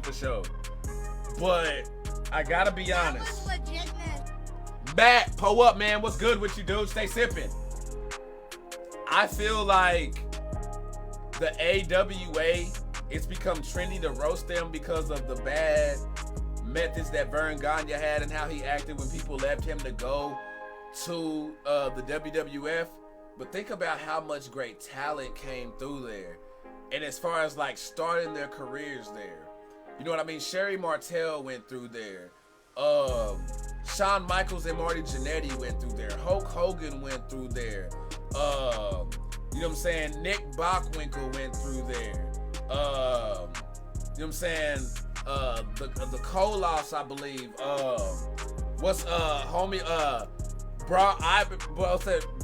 Byron Brown, what's his name? Von Raschke. Y'all know who I'm talking about. Von Raschke. Y'all know who I'm talking about. The motherfucker him. You know what I'm saying? So Bobby Heenan. Like they gave us so many fucking classic characters who we just idolize and worship who came from the AWA. So I do want to give them their props because I don't feel like we give them theirs enough. You know what I'm saying? Doing a damn thing. Matt, what is going on? Baron Von Raschke. There you go. Appreciate that, Butler. I had that one all mixed up, man. You know, I've been on my rants and shit like that. My man Matt up in this bitch rocking with a stubborn beard gaming, bro. You a real one. You a real one, bro. BJ say, I'm back, just arrived at work. Okay, pull up with us, man. We still up in here sipping. Yo, and a hell of a show, y'all. I didn't even realize I've been talking for 3 hours straight. Fuck. But hey, y'all keep pulling up y'all's best territory and y'all favorite territory. And I want y'all telling me why in the comment section. Let's get the comment section popping. Because on the other side of this show, we gonna get into this virtual contract signing, some of the best shit talkers in wrestling, and so much more, y'all. We still got some. We also gonna try to wrap it up because I do also know it's getting late. So we're gonna try to get all this shit done in a timely manner and in less than 30 minutes. But what I want y'all to do real quick is just pull up and get motivated. Stay sipping. Hey guys, tune in Sunday live at 5 Eastern time. 5 Eastern PM in the PM, and check out Drink in the Kool-Aid, man, and let's put a smile on that face of yours. Oh, I didn't hit stop. Recover, botch. Hey, what's up, folks? It's the big bad baby daddy Ali, here to give a shout out to Drinking the Kool-Aid Promotions. It's going down every Sunday at 5 p.m. Eastern, 4 p.m. Central. You're going to see some of the best wrestling, some of the best storylines, all original created wrestlers. A lot better than that crap you watch on TV. Big shout out to Archie Red and all the guys and girls in the back, everybody on the roster, and all the sippers. Because if you ain't sipping, you're tripping. And remember, fans, when you're Baby Daddy World Order, you're a Baby Daddy World Order for life. Or 18 years, whichever comes first. You had to say that, didn't you? Yes, I did, Sock Puppet Lawyer. Yes, I did.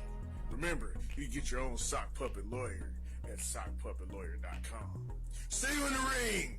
Oh, it's your boy, L. Tommy from Frozen Orange Gaming. I got a quick shout out to my guy, Archie Red, over at Drink That Kool-Aid Podcast. A new show coming live on Sundays at 5 p.m. hosted by DTKA Promotions. Are y'all ready? Because I am. Are you ready? Let's go, y'all. Best of luck, Archie, man. Get it, bro. Get it. And are y'all ready to see all this live action? You won't know until you come see it. You won't know until you come see it. What's up, everybody? It's your boy Tyler Connor, representing the Divine Rapture and the Chosen Few. Just wanted to give a shout out to my boy Archie Red for all the hard work he does for DTKA Promotions. If you guys would be interested in checking that out, it's every Sunday night, 5 p.m. Eastern. And it's not just the wrestling show, you know. Shout out to the podcast. Shout out to the talk show to call in on. Shout out to the normal streams he does. You know, check out the page. Check out the YouTube. He's got some dope merch to purchase. So bring your asses over to DTKA Promotions at 5 p.m. Eastern Sundays. Oh, it's Mejia coming to tell you, check out DTKA Sunday, 5 p.m. Ill-ass show you'll see. Alright, so come sit with us, man. Alright, all day. Alright, peace. Sunday, 5 p.m. Eastern, 4 p.m. Central. You ain't got nothing to do. You're just sitting there at the house. So what the best thing you can do? You can watch the best wrestling promotion in all the internet. DTKA, also known as the Leo Blade Show. That's right. My client, Leo Blade, formally invites you to watch this promotion and appreciate the best content, the best storytelling, the awesome interactions with the people and the fans. But not only that, just to see greatness. Because at the end of the day, Leo Blade equals ratings. Check us out. 5 Eastern. Let's go.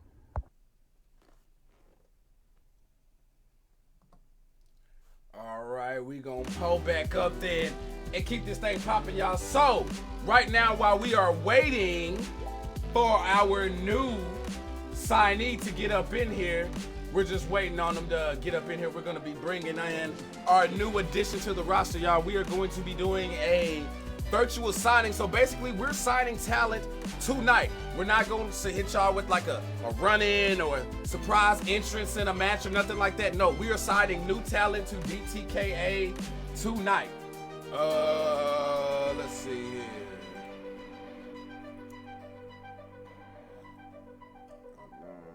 Hold on real quick.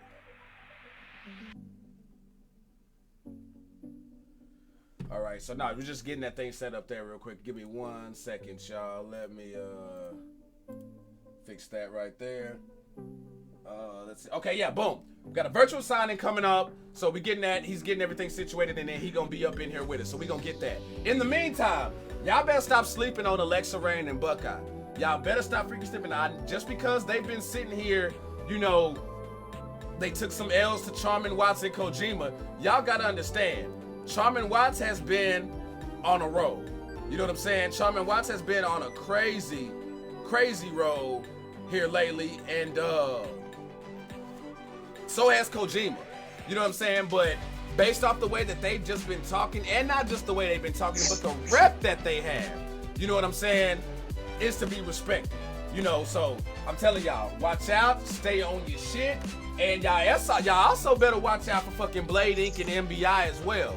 Because them motherfuckers is getting y'all, you know what I'm saying, like, I'm just saying, if y'all ain't careful, you gonna look up and they gonna be running things. That's real shit. So, y'all better be careful, stay on your shit, keep doing what you do. But hey, I got them in. So let's pull up, y'all. We are about to bring in our new signee to DTKA Promotions. Pull up. And we got in the homie, Big Chief. Pull up, man. What's good with you, bro? What's up with it? Man, chilling, bro. So, first things first, I know, you know what I'm saying, we've been working on things for a bit, trying to get you up in here and whatnot, but what is it that made you want to come to DTKA Promotions? Like, why is this the spot that you wanted to pull up at?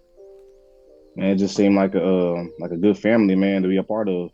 Already, bro. I'm glad you said that, bro, because that's exactly how we try to treat shit around here. You know what I'm saying? Now that I done got that part out the way, you know what I'm saying? What you trying to do when you set foot up in here, though? Like, what is it that the locker room needs to know? What can they expect from the homie Big Chief as soon as he stepped through them doors? Man, ain't nobody safe, man. Did y'all hear what that man said? Y'all hear what the man? Hey, go and grab your yellow caution tape, y'all. I need your yellow caution tape. I need y'all to barricade, Katie bar the door and all that good shit. Basically be on your shit. Now, where are you from, bro? Where am I from? I'm from Lancaster, Texas. Hey, po up. So Big Chief pulling up out of Lancaster. Now hold on. Now when you walk down the ramp, you done got it in with the motherfucking with the announcement. I'm saying are they gonna say from Lancaster, Texas? You know what I'm saying? Like, is my ring announcer gonna say Lancaster, Texas when you know what I'm saying, when you walk down the ramp? Because if he do, I'm gonna dap him up something fierce. Nah, he ain't gonna say that. All right, for sure. So what when you coming down the ramp, what's that announcer gonna be saying? And because from what I see, you seem real. Your dude seem real. Let's just say he looked like he would be I'm trying to get the right words for it. He looked like he would be in a hostile takeover to take over the bloodline, I should say. You know what I'm saying? he looks Samoan-esque. You know what I'm saying? That's the feel and the vibe that I get from you, because them motherfuckers are super savage with it, and that's what I get from you. Because y'all, I don't know if y'all peep this, but don't be fazed by the demeanor. I be having this demeanor and stuff when I'm out and about, and I'm telling y'all, trust me when I tell y'all, what that means is, I may be quiet, but I can put my foot in your ass all the way up to the thigh bone. I'm telling y'all. So trust me when I tell you. Stay on your shit. But hey, speaking of trust me when I tell you, Big Chief, bro, join in here, man. I got to let you know, and I'm pretty sure you've seen some of the action that's been going on the past few weeks. The locker room ain't no joke, bro. You know what I'm saying? It's a lot of talent in the locker room. I already got my eye on a few people, actually. Now, you think you're gonna be able to keep up with the trash talking though? Yeah, most definitely. Okay. Now I hear you. Now I'm gonna because I'm the instigator commentator. You know what I'm saying? So I'm when I'm here, when I'm out and about, real. Well, I'm real here too, but here, you know what I'm saying? At the job, you won't see me needing like, oh man, you just gonna let that bitch talk to you like that type shit. Over here, oh hell yeah, like man, you just gonna let him say something about your mama like that? Like, nah, bro, you need to go pull up on dude and see what's happening with him for real. Like, I'm the guy who a commotion's going down and I'm gonna throw the chair. It ain't gonna hit nobody, but it's gonna jump the fight off in that bitch. That's gonna be your boy. But what division has caught your eye?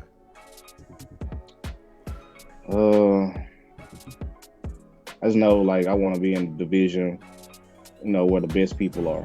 Where the best people? Okay, so by best, yeah, I want competition. Okay, so he want competition. Okay, so now, that's.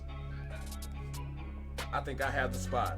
I think I have the spot for you. But before I do that, let me check. I want to double check my Palm Pilot. Well, not really no Palm Pilot. I'm from the 90s, so I got a motherfucking tablet with lines and papers and shit written on this bitch. But I feel like, bro, let's see, because usually people don't get this. Normally when they join, they just join and then they just got to look in the divisions and see where we place them in the division. Sippers, y'all getting this exclusive, and I'm actually letting you know right here, right now, where you gonna be at, bro. Cool. Let's see here. I'm looking at these divisions, and I feel like, let's see, we just fired a motherfucker from that division, so you may go. Let's see, we also fired a motherfucker from this division too. So you got 2 spots. And damn. Okay, hold on. This is gonna be a little bit tougher than I thought. Let me do a count. Hold on, give me 1 second. All right. Let's see. Okay, that one's out of the picture. That one's definitely a no-go.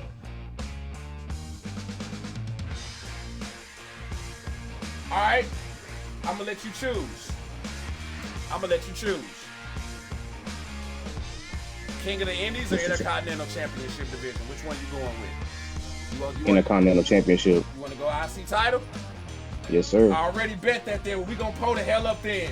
Big motherfucking Chief is now in that Intercontinental Division. So that means you gonna be dealing with the likes of a Solidus, a Mr. Wade, of course the current champion Anthony Antone, hustling money's own.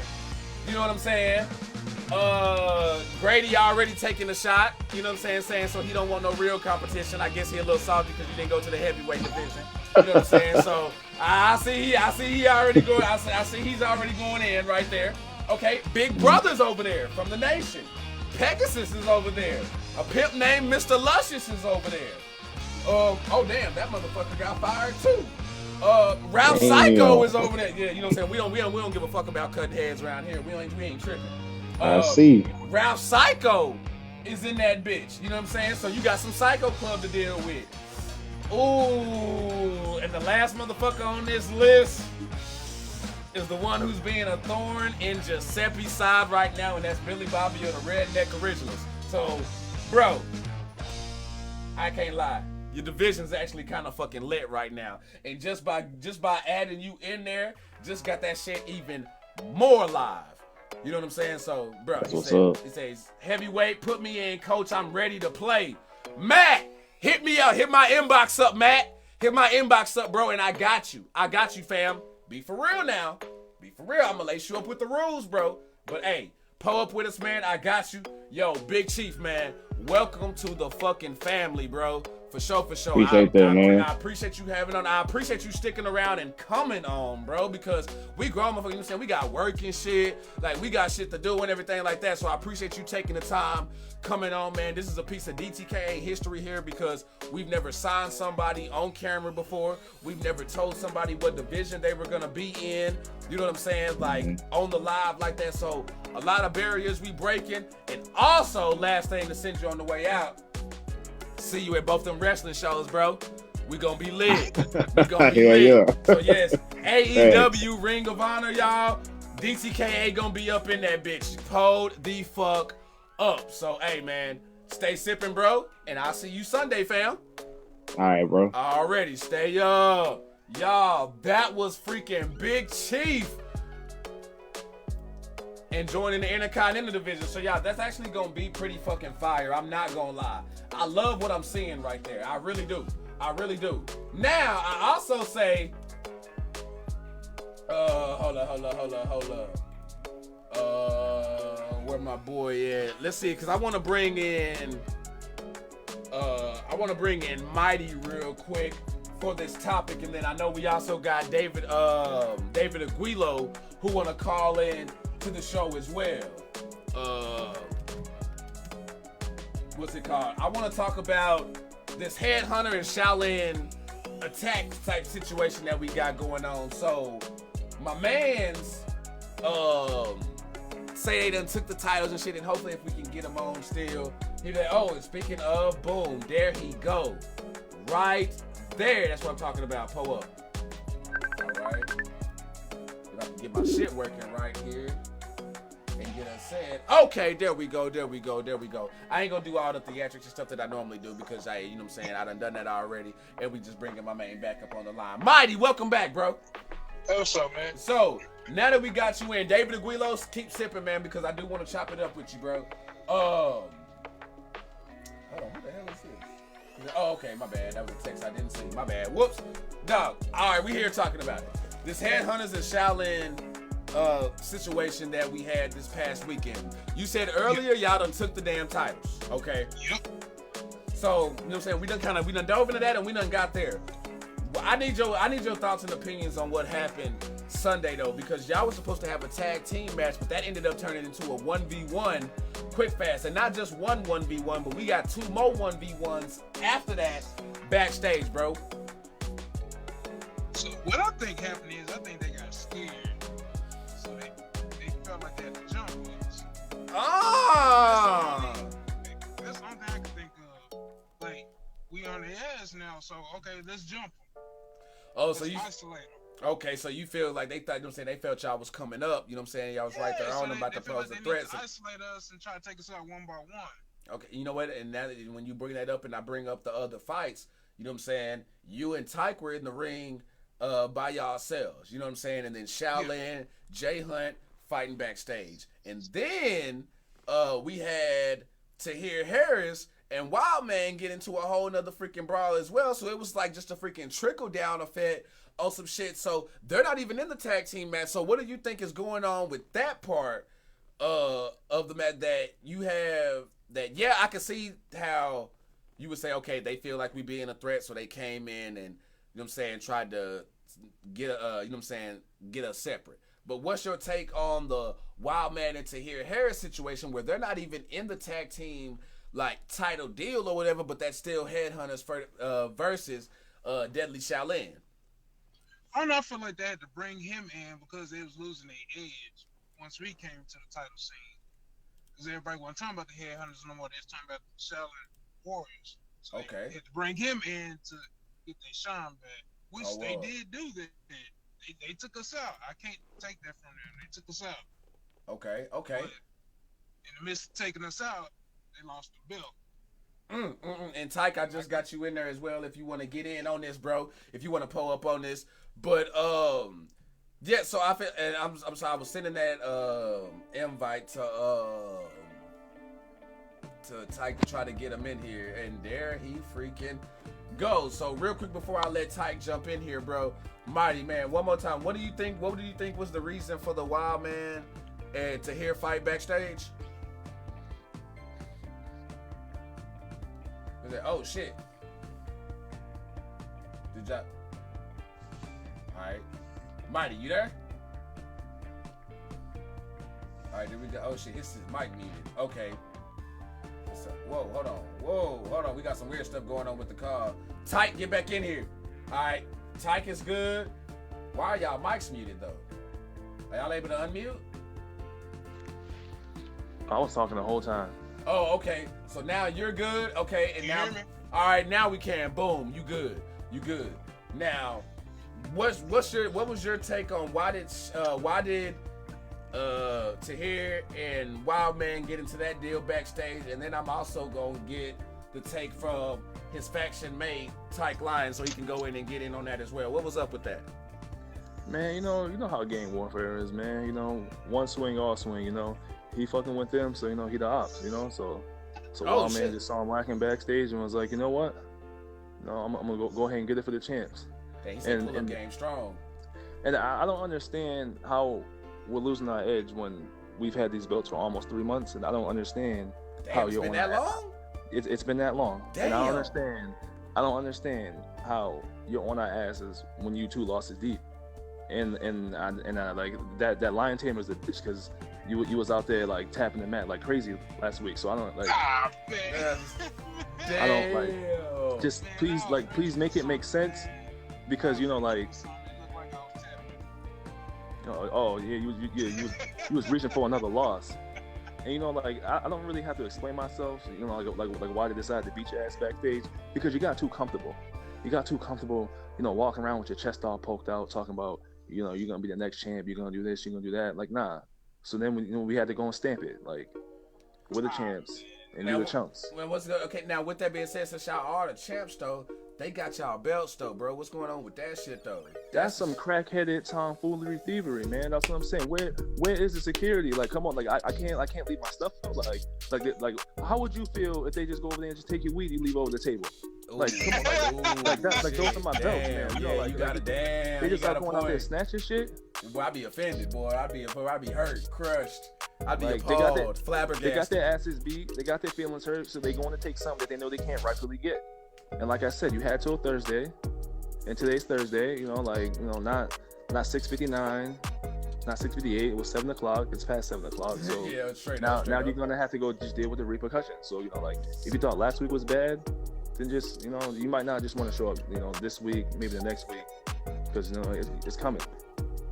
Matter of fact, I'll be there Sunday with your belt. If you tough enough, try to take it from me.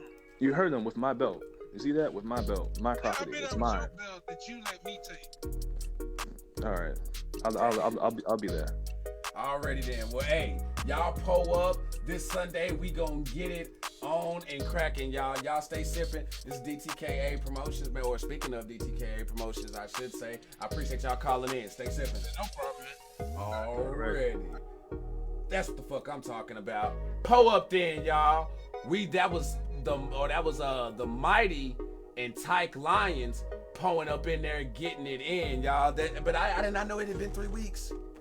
I did not know it had been 3 weeks. For real. Now, what I want y'all to do, because some of these, again, because time is running, I want y'all to pull up in the comment section what wrestler death is gonna hurt y'all the most. Somebody who's alive right now, but when they go, it's just gonna crush your freaking soul. I want y'all to pull that up. Look at all those Cubs. Rose Cartel, thank you so much, bro. I appreciate that. We had 920 comments right now, y'all. So we are 80 comments away from hitting that 1K. You know what I mean? I think we like on a 4-week streak or something like that. Trying to get it to 5. We might do that. But I do. If you sipping with us right now, if you're a wrestling fan with us right now, who is a wrestler that is alive right now? If they pass away, it's just gonna crush you more than anything. Titan says Taker. Ruben says Taker. I agree. That one's gonna be a hard one, man. That one's gonna be a hard one for real. Jay, thanks for those cups, bro. I appreciate that, broski. Now Warpath says HBK. Ooh, yeah, that's gonna be a hard one. DB says Chris Jericho. Ooh, man, that's boy freaking legend. I'm seeing legends. Mighty says Kurt Angle. That one's gonna be. I think that one's gonna be one that people. Chris Jericho and Kurt Angle are two that people don't think are gonna hit them hard, but are gonna hit them harder than they think when they do go. I do believe that.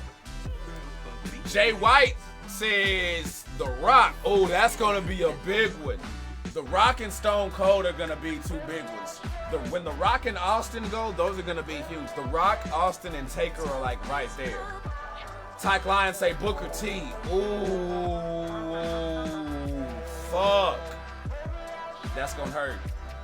Sushi Onita. Oh, damn. Okay, FMW action in. Okay, Anthony Antone. I see you, man. I see you, bro. Pull up there. Let's see. My man Butler say DDP. That one is gonna hurt majorly because he's helped people who's already left us get their life back on track. You know what I'm saying? We done lost Scott Hall. You know what I'm saying? He's helping Jake, and Butler says Jake. I said only one. I said one, and y'all motherfuckers dropping multiples. Follow the rules. Michael Grady. See, Michael Grady pulled up mine. Michael Grady pulled up mine right there. I feel like when Mick Foley goes, that one is gonna. When Mick Foley goes, like for real, that's gonna be a tough one, y'all. When we lose Mick Foley, that's gonna be one. But you know, that's what that is right there. I don't want to spend too much time on that part right there. So here's what we gonna get into. I'm gonna tell y'all why Santa Claus is a heel. I'm gonna tell y'all Terry Funk. Oh, bro, but hold on, nah. He said it's Terry Funk. Oh, bro. Oh, bro. Oh, that's 1A, 1B for me with Mick Foley. Oh, bro, why'd you have to do that? Oh, bro, and that got Texas roots too. Oh, shit. Yeah. Yeah, it's not. You know what? I take that back. It's gonna be Terry Funk because Terry Funk is gonna get whatever Mick Foley gets and then some. That's facts because that's just facts. I'm Mick Foley. I'm sorry, bro. It's Terry Funk. It's Terry Funk, bro. It's definitely Terry Funk, bro. Real shit. Fucking icon, man. Middle-aged and crazy. Wild man, for real. He say it's too many we care about, too many to name. Bro, and I respect that, though. I respect it. And real shit, I was just talking shit. You know what I'm saying? Just busting balls and grabbing titties. You know what I'm saying on that one. But, yeah, bro. More like pinching nipples, I should say. Grabbing titties don't sound right. That sounds like too cancel culture. The women would hate me for that. Sorry, ladies. I've been pinching nipples. Hey, Santa Claus is a heel. I don't care what y'all say. Santa Claus is a fucking heel. He is not a baby face. None of that. I don't give a fuck what lies y'all done told yourself on what he do on Christmas and shit like that. Santa Claus is not a baby face. Santa Claus is a fucking heel. And I'm gonna go ahead and list why Santa Claus is a fucking heel. Number one, I'm gonna bring it here for a fake. We're gonna bring the pad up. Number one, breaking and entering. You know what I'm saying? Nobody told this motherfucker to number one land on the roof and shit. And then you want to slide down motherfuckers' chimney and shit, and everybody ain't got no chimney. You know what I'm saying? So you walking through doors and going through windows and shit. That's breaking and entering, bro. You know what I'm saying? Mr. Wade, I give you that one too. Something's a little weird about a motherfucker stalking kids year round and shit. You know what I'm saying? He's a stalker. Seriously, he's a stalker. Number two, extortion. Extortion. Santa Claus be fucking extorting us. You know what I'm saying? Why the fuck we gotta leave milk and cookies out for your bitch ass? Look at your gut. You done had enough milk and cookies already. You don't need no more damn milk and cookies. What if I decide to leave you a muscle milk? You know what I'm saying? What if I leave you some C2O coconut water? You know what I'm saying? With a perfect bar. You know what I'm saying? Get you on some keto shit. You know what I'm saying? What about what if I? Yeah, you gonna pay what you owe? Say exactly. Fuck that. Santa Claus is a heel. But oh, y'all thought I was done? Oh, no. And then there's more. I got more. Who the fuck is he to judge us any damn way? Who the fuck told him to sit there and talk about, oh, you naughty. Oh, you nice. You ain't getting shit. Motherfucker, who told you to make the decision? You know what I'm saying? Who did I pay the bills in this motherfucker? My bad. Hold on, y'all. See, now I'm just getting in shit talking mode and stuff. I'm getting passionate. He said, but for real though, this motherfucker, like, who told you, who gave you the power to sit back and just start judging folks? You know what I'm saying? Mrs. Claus, you probably turned Mrs. Claus lesbian. Bet. Alexa Rain and Buckeye got her tied up in a freaking basement some damn where, and she be asking for it. Po up. Santa's be fucked up. Santa fucked up, I'm telling you. I'm telling you. He is a fucking no. Hold on. Here's another one. How you gonna sit there and rock with them fake ass reindeer, bro? How you gonna sit there and fuck with them fake ass reindeer, my dude? Let's be real here. Let's be real. Okay. This is where Rudolph come into play. Y'all was sitting there hoeing my nigga Rudolph the whole time. The whole time y'all was just sitting there doing Rudolph and y'all didn't want nothing to do with him. Y'all was roasting him. You know what I'm saying? I'm pretty sure one of y'all thought it was a cherry or something and ran by and tried to bite it. See, y'all don't see it or not, I'm not saying, but I'm telling you, Rudolph got some bite marks on that nose of his. I'm telling you, somebody got hungry. You know what I'm saying? Thought it was a cherry bomb or something like that. You know what I'm saying? The elves are kidnapped kids. No, that's slave trade. That's another one. Slave trade. Santa Claus, you are the freaking Nazis. You are, you know what I'm saying, the overseers and shit like that. Slave trade, that's another one. That's another, see, boom, just like that. I'm telling you, Santa Claus is a motherfucking heel. And then back to the reindeer though, for real. Y'all sit there, y'all bully my motherfucker Rudolph the whole damn time and shit. And then Santa Claus drop in and be like, hey Rudolph, you riding with me, motherfucker. All the other ones, now they want to let him play reindeer games. Now Rudolph is the shit. Man, fuck that. Santa, if you was a real nigga, you would have been like, man, fuck y'all reindeer. Y'all was just sitting here picking on my motherfucker right here. Y'all bitch asses out of there, out the way, muff they ass, go on about their business, and I'ma just let Rudolph and his bright ass motherfucking nose guide my sleigh so I can start driving my shit to these badass kids and shit so their parents can take credit for my shit. That's who stole your Kool-Aid stash, Alexa Rain. That heel-ass Santa Claus. Exactly. I didn't steal shit. Santa stole it. Yup. Santa stole it, because look at here. I didn't even steal your Kool-Aid, because look at me, look at what I'm sipping. Look at what I'm sipping. Kool-Aid flavored water. Po up. I ain't steal shit. I can't even afford to steal. You know what I'm saying? Po up. He said made them in the North Pole ass merchandise. And then you gotta work it in of all the places you could be. You just gotta be in the North Pole. Why didn't you go to her sister location? Fucking Colorado, Montana, or some shit. Whole other places you could have went to go. Nah, you want to go to the worst motherfucking part that people get. No. Hell no. Santa, you just I'm telling you, y'all, Santa Claus is the fucking heel. You know what I'm saying? He's a heel, and that motherfucker can't be trusted. If you see him in your crib, baya off that motherfucker. Real shit. He ain't the truth. Now, let's see what we got. I hit that. David Aguilo, whenever you want to get your motherfucking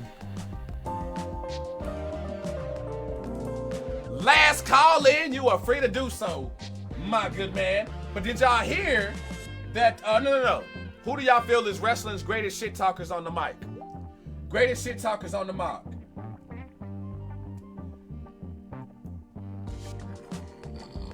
Oh shit, because I think I got a list here for the greatest shit talkers on the mic, and I want to know if y'all agree or disagree. That's how we could run that. David Aguilo, I see you pulled up. Stay sipping with us right now, my man. Welcome to the Kool-Aid line. Real quick, I got something that you may be able to give your take in on this. The 10 best talkers in WWE history. What is going on, man? I know you sipping that sinister shit over there. Yeah, you already know. Already, bro. Well, hey, man, check this out. I'm going to go down the list of the top 10 shit talkers in WWE history. And if you disagree or have somebody you feel like they left off, I want you to chime in, and then we're going to get into the goods. Okay. Sure. So, number 10, they got Kevin Owens. Number 9, they got Jake the Snake. Number 8. Number 8, they got Mick Foley. Yep, good. Number 7, they got Chris Jericho. Yep, that's good too. Number 6, they got CM Punk. Yeah, he's good too. We learned about him. Yeah, he's like, I hate having to give that bitch ass motherfucker credit right now, but fuck, nah, damn it, you good though. Number 5, John Cena. Yeah, he's a good talker too. Number 4, Roddy Piper. Oh, you already know. Come on now. We ain't even gotta ask on it. I feel like now we can just go down the list because we all gonna agree with the rest of these. Stone Cold, okay, that's obvious. Ric Flair, and they have The Rock as the number 1 best shit talker in WWE history. I mean, that ain't a lie. Really can't dispute that one. But my man dropped Dusty Rhodes in the chat though. Dusty Rhodes is good too. That's what I'm saying. I think that's a good honorable mention when it comes to shit talking. Honestly, I think another person who y'all didn't say, Triple H. Triple H, especially when shit gets personal, Triple H will go out there and start it. Matter of fact, we talking about CM Punk. Y'all been seeing the clip going around where Triple H is in the ring charging CM Punk up and shit. Talking about, all you want to do is be a martyr. But Triple H will go for the juggler if you want to. How do you think The Rock became a good trash talker? The Rock used to go out there and just play by the play by the book and shit. But once he saw Triple H and them like going off script and doing all the other shit, The Rock like, oh shit, y'all thought this was a game. Y'all thought this was a game. Who else I think should be on there? Pull up. Randy Orton. You know what? A sipper just pulled that up. Michael Grady just pulled that up. He said, what about Randy Orton? He deserves to be up on there. The $1 Million Man, Ted DiBiase deserves to be on there. That one, a good gimmick, may be arguable.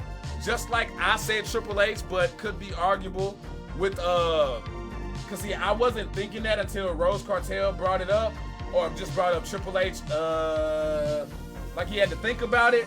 But there was one thing that Triple H did that used to piss me off. Drink the Kool-Aid. I am the bro. Get that fucking shit out and say what the fuck you gonna say, damn it. Sitting here taking our whole motherfucking time. Like real shit. And you know what? If you not gonna have The Rock as number 2, Bobby Heenan better be your number 1. I mean, if you're not gonna have The Rock as your number 1, come on now. Bobby Heenan, bro. Wrestling. Just fucking that. You know what? I'm sorry. Bobby Heenan is disqualified. That's God tier. That's God tier. Just can't do it. Can't do it. But hey, he's above that list. Seriously, above the list, bro. Just work too much. And y'all, with that right there, we hit over 1,000 comments 5 weeks in a motherfucking row. 5 shows in a row, I should say. But Aguilo, you called in for a reason, bro. So pull up, man. You got the flow. Well, I got a couple things to get on my chest. All right. One of the things, starting with you, Archie, my name. Keep on saying it wrong, man. It's not David Aguilo. It's David Aguilo. Oh, okay. So I'm putting too much in. My bad, y'all. Don't Americanize my shit, Archie. It's I got you, bro. Days, man. I got you, bro. You right. You a super sipper too. You know what, man? You know what? I'm gonna find my damn self. Nah, damn. For real. It's Aguilo. Oh, there we go. You know what I'm saying? And if I want to get creative, I can make the L silent. You know what I'm saying? If I want to do the damn thing. Rose Cartel NBA with 100 stars. Pull up. Hey, pull up. Stay sipping, man. So the other thing besides that is a message for Lucius. Okay. So he was taking that cowardly win. We had another coward running in, attacking me, and causing me the match. But he wants to take that win. Then so be it. But this is just telling him that. It ain't the last he's going to see of me. I'm going to be after his ass, and I'm going to get that title off of him, and I'm going to show him who the true knockout king is. Oh, hold up. So are you telling me David Aguilo right now is in the world title? Are you saying like, hey, right now, you know what I'm saying? Or let me do this a different way. It sounds like what you're saying is like, hey, right now what they doing up there is a little bit too heavy and occupied right now and stuff like that. I want what the fuck you got. So are you basically saying you going after the Knockout Kings Championship right now? That is your goal. Exactly you want I'm what saying, Lucius man. has. That's exactly what I'm saying. Bro, I'm you know let what? them at the top breathe for right now. Let them have their moment. But once I'm done with Lucius and I get that title, I'm going for 2 belts. You're going to call me 2-belt Aguilo.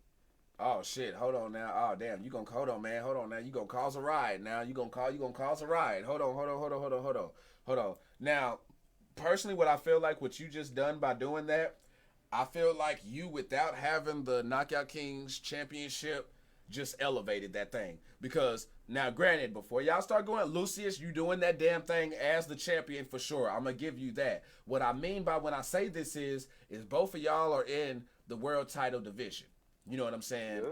Yep. But y'all aren't going for the world title belt though. Y'all going for something else. So this is like a world title type.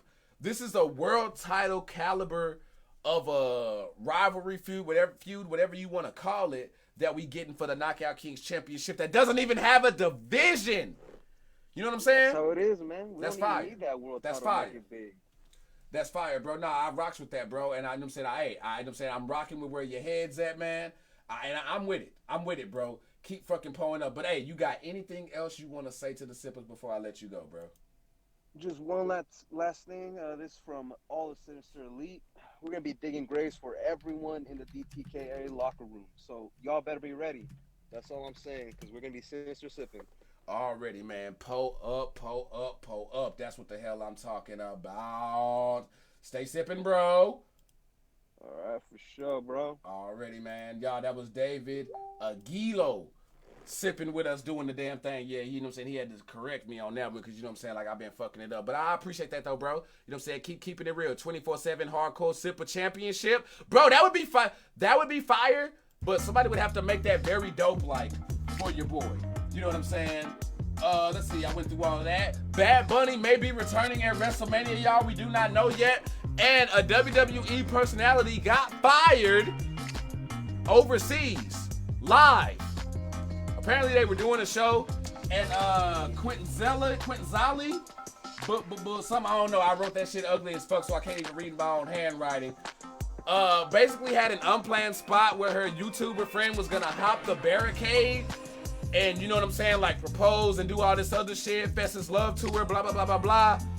Well, Byron Saxton, everybody else was like, what the fuck is going on here? And yeah, she got fired for that unplanned spot, but there's that. Also, what the fuck we had happen this past Sunday which was some straight up bullshit, was this right here. Pay attention to this right here. Y'all see this shit? Y'all see this shit? Y'all see what we dealing with? You say DeMarco Hennessy should come grab that title. Oh shit, he pulling up. He pulling up. Oh! This shit, it doesn't get old. It doesn't get old. Look at this, y'all. Straight up bullshit. Mama Lo turning on Minnie Guerrero. And you know what I don't like about this? You know what I don't like about this turn? Honestly, real shit. What I don't like about this turn here, let me just keep it Kool-Aid. We haven't seen Minnie Guerrero. We haven't seen Mama Lo by the side of Minnie Guerrero for her to even justify doing some shit like that. Why the fuck she acting like she's been by her side for like matches and matches and matches and matches? I feel like I seen Minnie Guerrero walk out more solo than with Mama Lo. Like, yeah, there's been some times here and there, you know, but that's just not, I don't know. You know what I'm saying? That shit just didn't sit right with me, Lois. It didn't sit right with me, Lois. It didn't sit right with me. For sure. But hey, yo, we're gonna go ahead and pull this thing up right now. We got last call going on, so we about to get these last few calls going in because I myself am hungry than a sumbitch. And we are going on almost 4 hours. This is almost like a DTKA Live at 5 show. And really, I like to keep, speaking of DTKA, anywhere between 2.5, 3 hours. I completely fucking got off of that today with all my tangents and shit, so I apologize. But yeah, y'all, stay sipping. We're gonna hit these last calls, and then we are out of here. Pull up, pull up, pull up. You alive on Speaking of DTKA Promotions with Archie Red, the Kool-Aid Man, a.k.a. the Instigator Commentator, a.k.a. Mr. Cliff. What flavor you sipping, Mr. Wade? I think you already know, but I think the color has turned a little bit, so we sipping black tonight. Okay, pull up then, man. You know what I'm saying? We just had your boy on. Yeah, I heard him doing us proud, doing us very proud. All fucking ready. Matt, thanks for those cups, man. But just real quick, I'm gonna keep it short and simple. Mr. Anton, I caught all your messages, and you know, I'm not a bit impressed by the Home Depot fence you were standing by today, and you know, I'm not scared of you. I've dealt with worse than you. Okay. So if you really want it and you think you want it, just know you sealed your own fate. Cause the way I roll, you've seen it. I'm liable to do anything at the snap of a finger or a twitch of my eye. So whatever you think you got for me, bring it, but it won't be enough. Yo! The main man, David Aguilo, from the Sinister Elite, just pulled up with 100 stars and mad. That's right. Hey. For the kingdom. I'm just saying, hey man, hey, I'm just saying, if y'all gonna be, if every time y'all pull up stars, y'all gonna turn the booty into a mutant, pull up. But hey, but do the damn thing. But no, I hear you talking to Anton, man. I saw the promo earlier. I gotta say, man, he got at you. He got at you, man. But you didn't waste no time getting back at him either, though. You know what I'm saying? And I love that. Oh no. And I want to point out something else. I'm not sure anybody caught, but between the two of us, who's the heel? Cause see, I listened very carefully, and there's a term you used. And I'm gonna hold that on your head until that head is on our table. But there's a term you use, Mr. Anton. You said hate. And that's one thing we don't do in the Sinister Elite. We don't hate. We just TCB. And here's something else for everybody to sip on as we y'all get ready to lay it on down for tonight. With TCB, y'all teacupping bitches? No. We take care of business. Oh, TCMB, we take care of motherfucking business. Okay, that's what I we already do. bet that. Pull up. But I just want to say to you, Mr. Anton, we don't hate, we just annihilate. So you think you got my number, but I was there when you were conceived, and I'm gonna be the one to cut the cord. So yeah, you talk a good game, but let's see how you back it up. Okay, pull that up. Your games have been beaten more times than a game of Uno.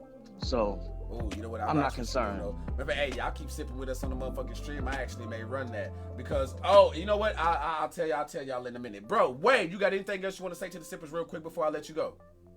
Oh yeah, one last thing. Pull up. I'm appreciating everything that everybody's doing and putting in the time and the effort, and just we getting into that trying time of the year, the holiday season. You got to watch a motherfucker when you order your Amazon. You got to watch a motherfucker when you're home. So real shit. So I'm just saying, be vigilant, y'all. Keep an eye on each other as well as on yourselves, cause life. Oh boy, I can't wait to see 12:00.1 on the clock, signifying January 1st, 2023, where we gonna make things more live and on fire than we did in 2022. Oh, fucking ready, man, bro. I'm with it. I love that shit. You already know that's where I'm at. I am on the same time that you were on, my man. But hey, keep pulling up, cause the Kool-Aid's so good, either diabetic or drink it, man. Stay sipping that sinister shit for your boy. Already, that's what the fuck I'm talking about. Pull up now. Let me get this right now. We got that. Now I believe we are waiting on one more to come through. Now while y'all are pulling up doing that damn thing. Oh damn, here we go then. We are live. Bam, bam, there we go. You are live on Speaking of DTKA with Archie Red, the Kool-Aid man. What's going on, Blade Inc? What's going on, kind sir? How are you doing? Man, bro, chilling like a motherfucking villain. I ain't gonna lie, my throat hurt because I've been talking so much, so I'm gonna let you do the damn thing. Well, thank you. It is about time that we close this great night. Oh, before we close, by the way, it's 10:13 Central Time, so kids need to be in bed. So, Mike Grady, your little bitch ass in the bed. Time to go. All right. David, you're a little kid too. Take your little bitch ass to bed. Damn. Now, speaking of that, I just wanna say something. I said this earlier today because I just feel like, for Leo's behalf, I feel like me being the publicist, I feel like I need to say this. So, Warpath, we've been hearing you chirping like a little bird, like who you are, and we just think that it is about time. It's about time that we just take this charade and just get it over with. We just think that Sunday, let's just go ahead, fuck it. World Heavyweight title match. You, Warpath, against the most successful reigning DTKA undisputed World Heavyweight Champion. Hey, let's just go ahead and book it. So Archie, make it official. Tell your boss it is on for show Sunday. Boy, okay, wait. You say on for Sunday. Are you telling me that we are having a DTKA World Championship match? Book that shit. So man, you ain't saying nothing but a motherfucking word. I'm on that motherfucker right I don't need Leo's approval. I don't need Leo's approval. Let's just book it. I'm tired of the shit. Let's just get it over with. And so that way we can get on with our lives. Go ahead and book it. Bam, I got that shit down.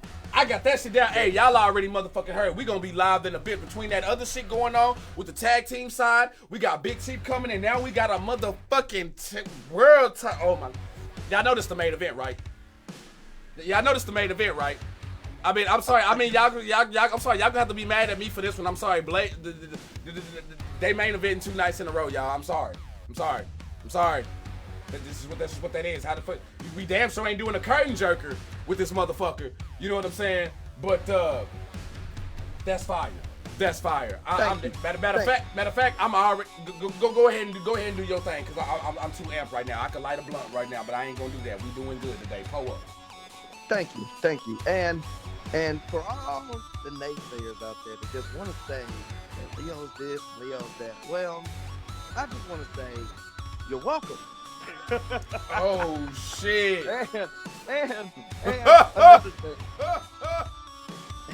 And another thing. Let's be humble that we give a damn about you guys. We love you. See you Sunday. Damn, just like that. So y'all know Leo Blade just go mic drop. with the See Ya Sunday. And hey, I got to kind of be with him right there on that one.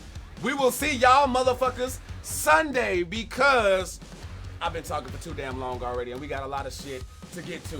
So hey, for everybody watching this and everybody who came through, thank y'all so much for sipping with us. I am Archie Red, the host of DTKA Promotions, speaking of DTKA and all that good shit.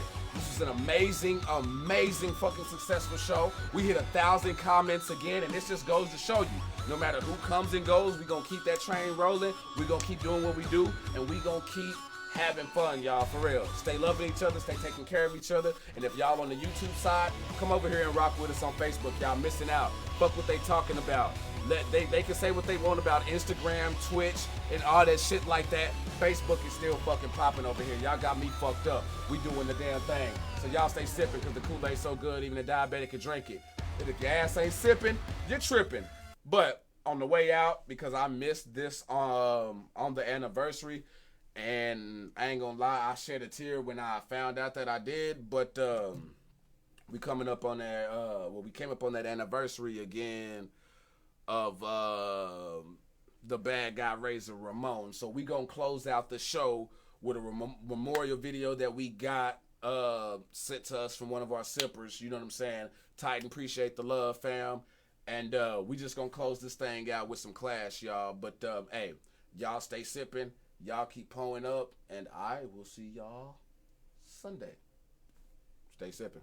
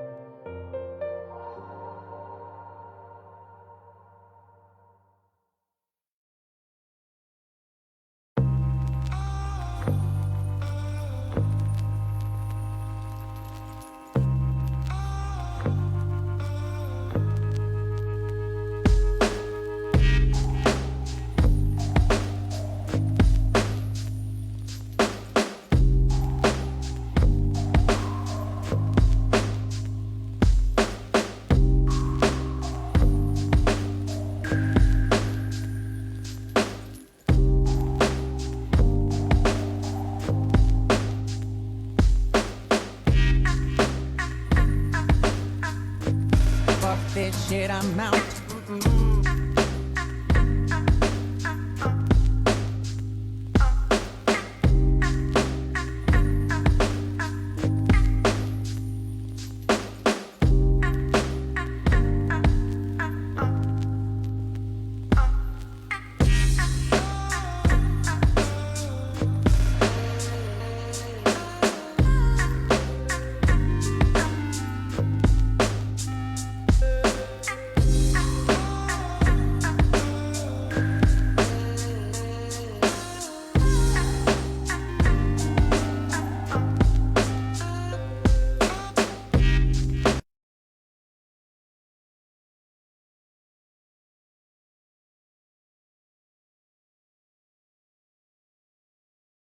Oh, y'all, and just in case y'all didn't see it over in the comments, I'm sorry I didn't get to y'all's wrestling questions tonight. The show was just popping like that, and we were running long, but I do have them down, jotted down, and said we will get those on the next show along with the rest of those. We're going to be lit, y'all. Take care.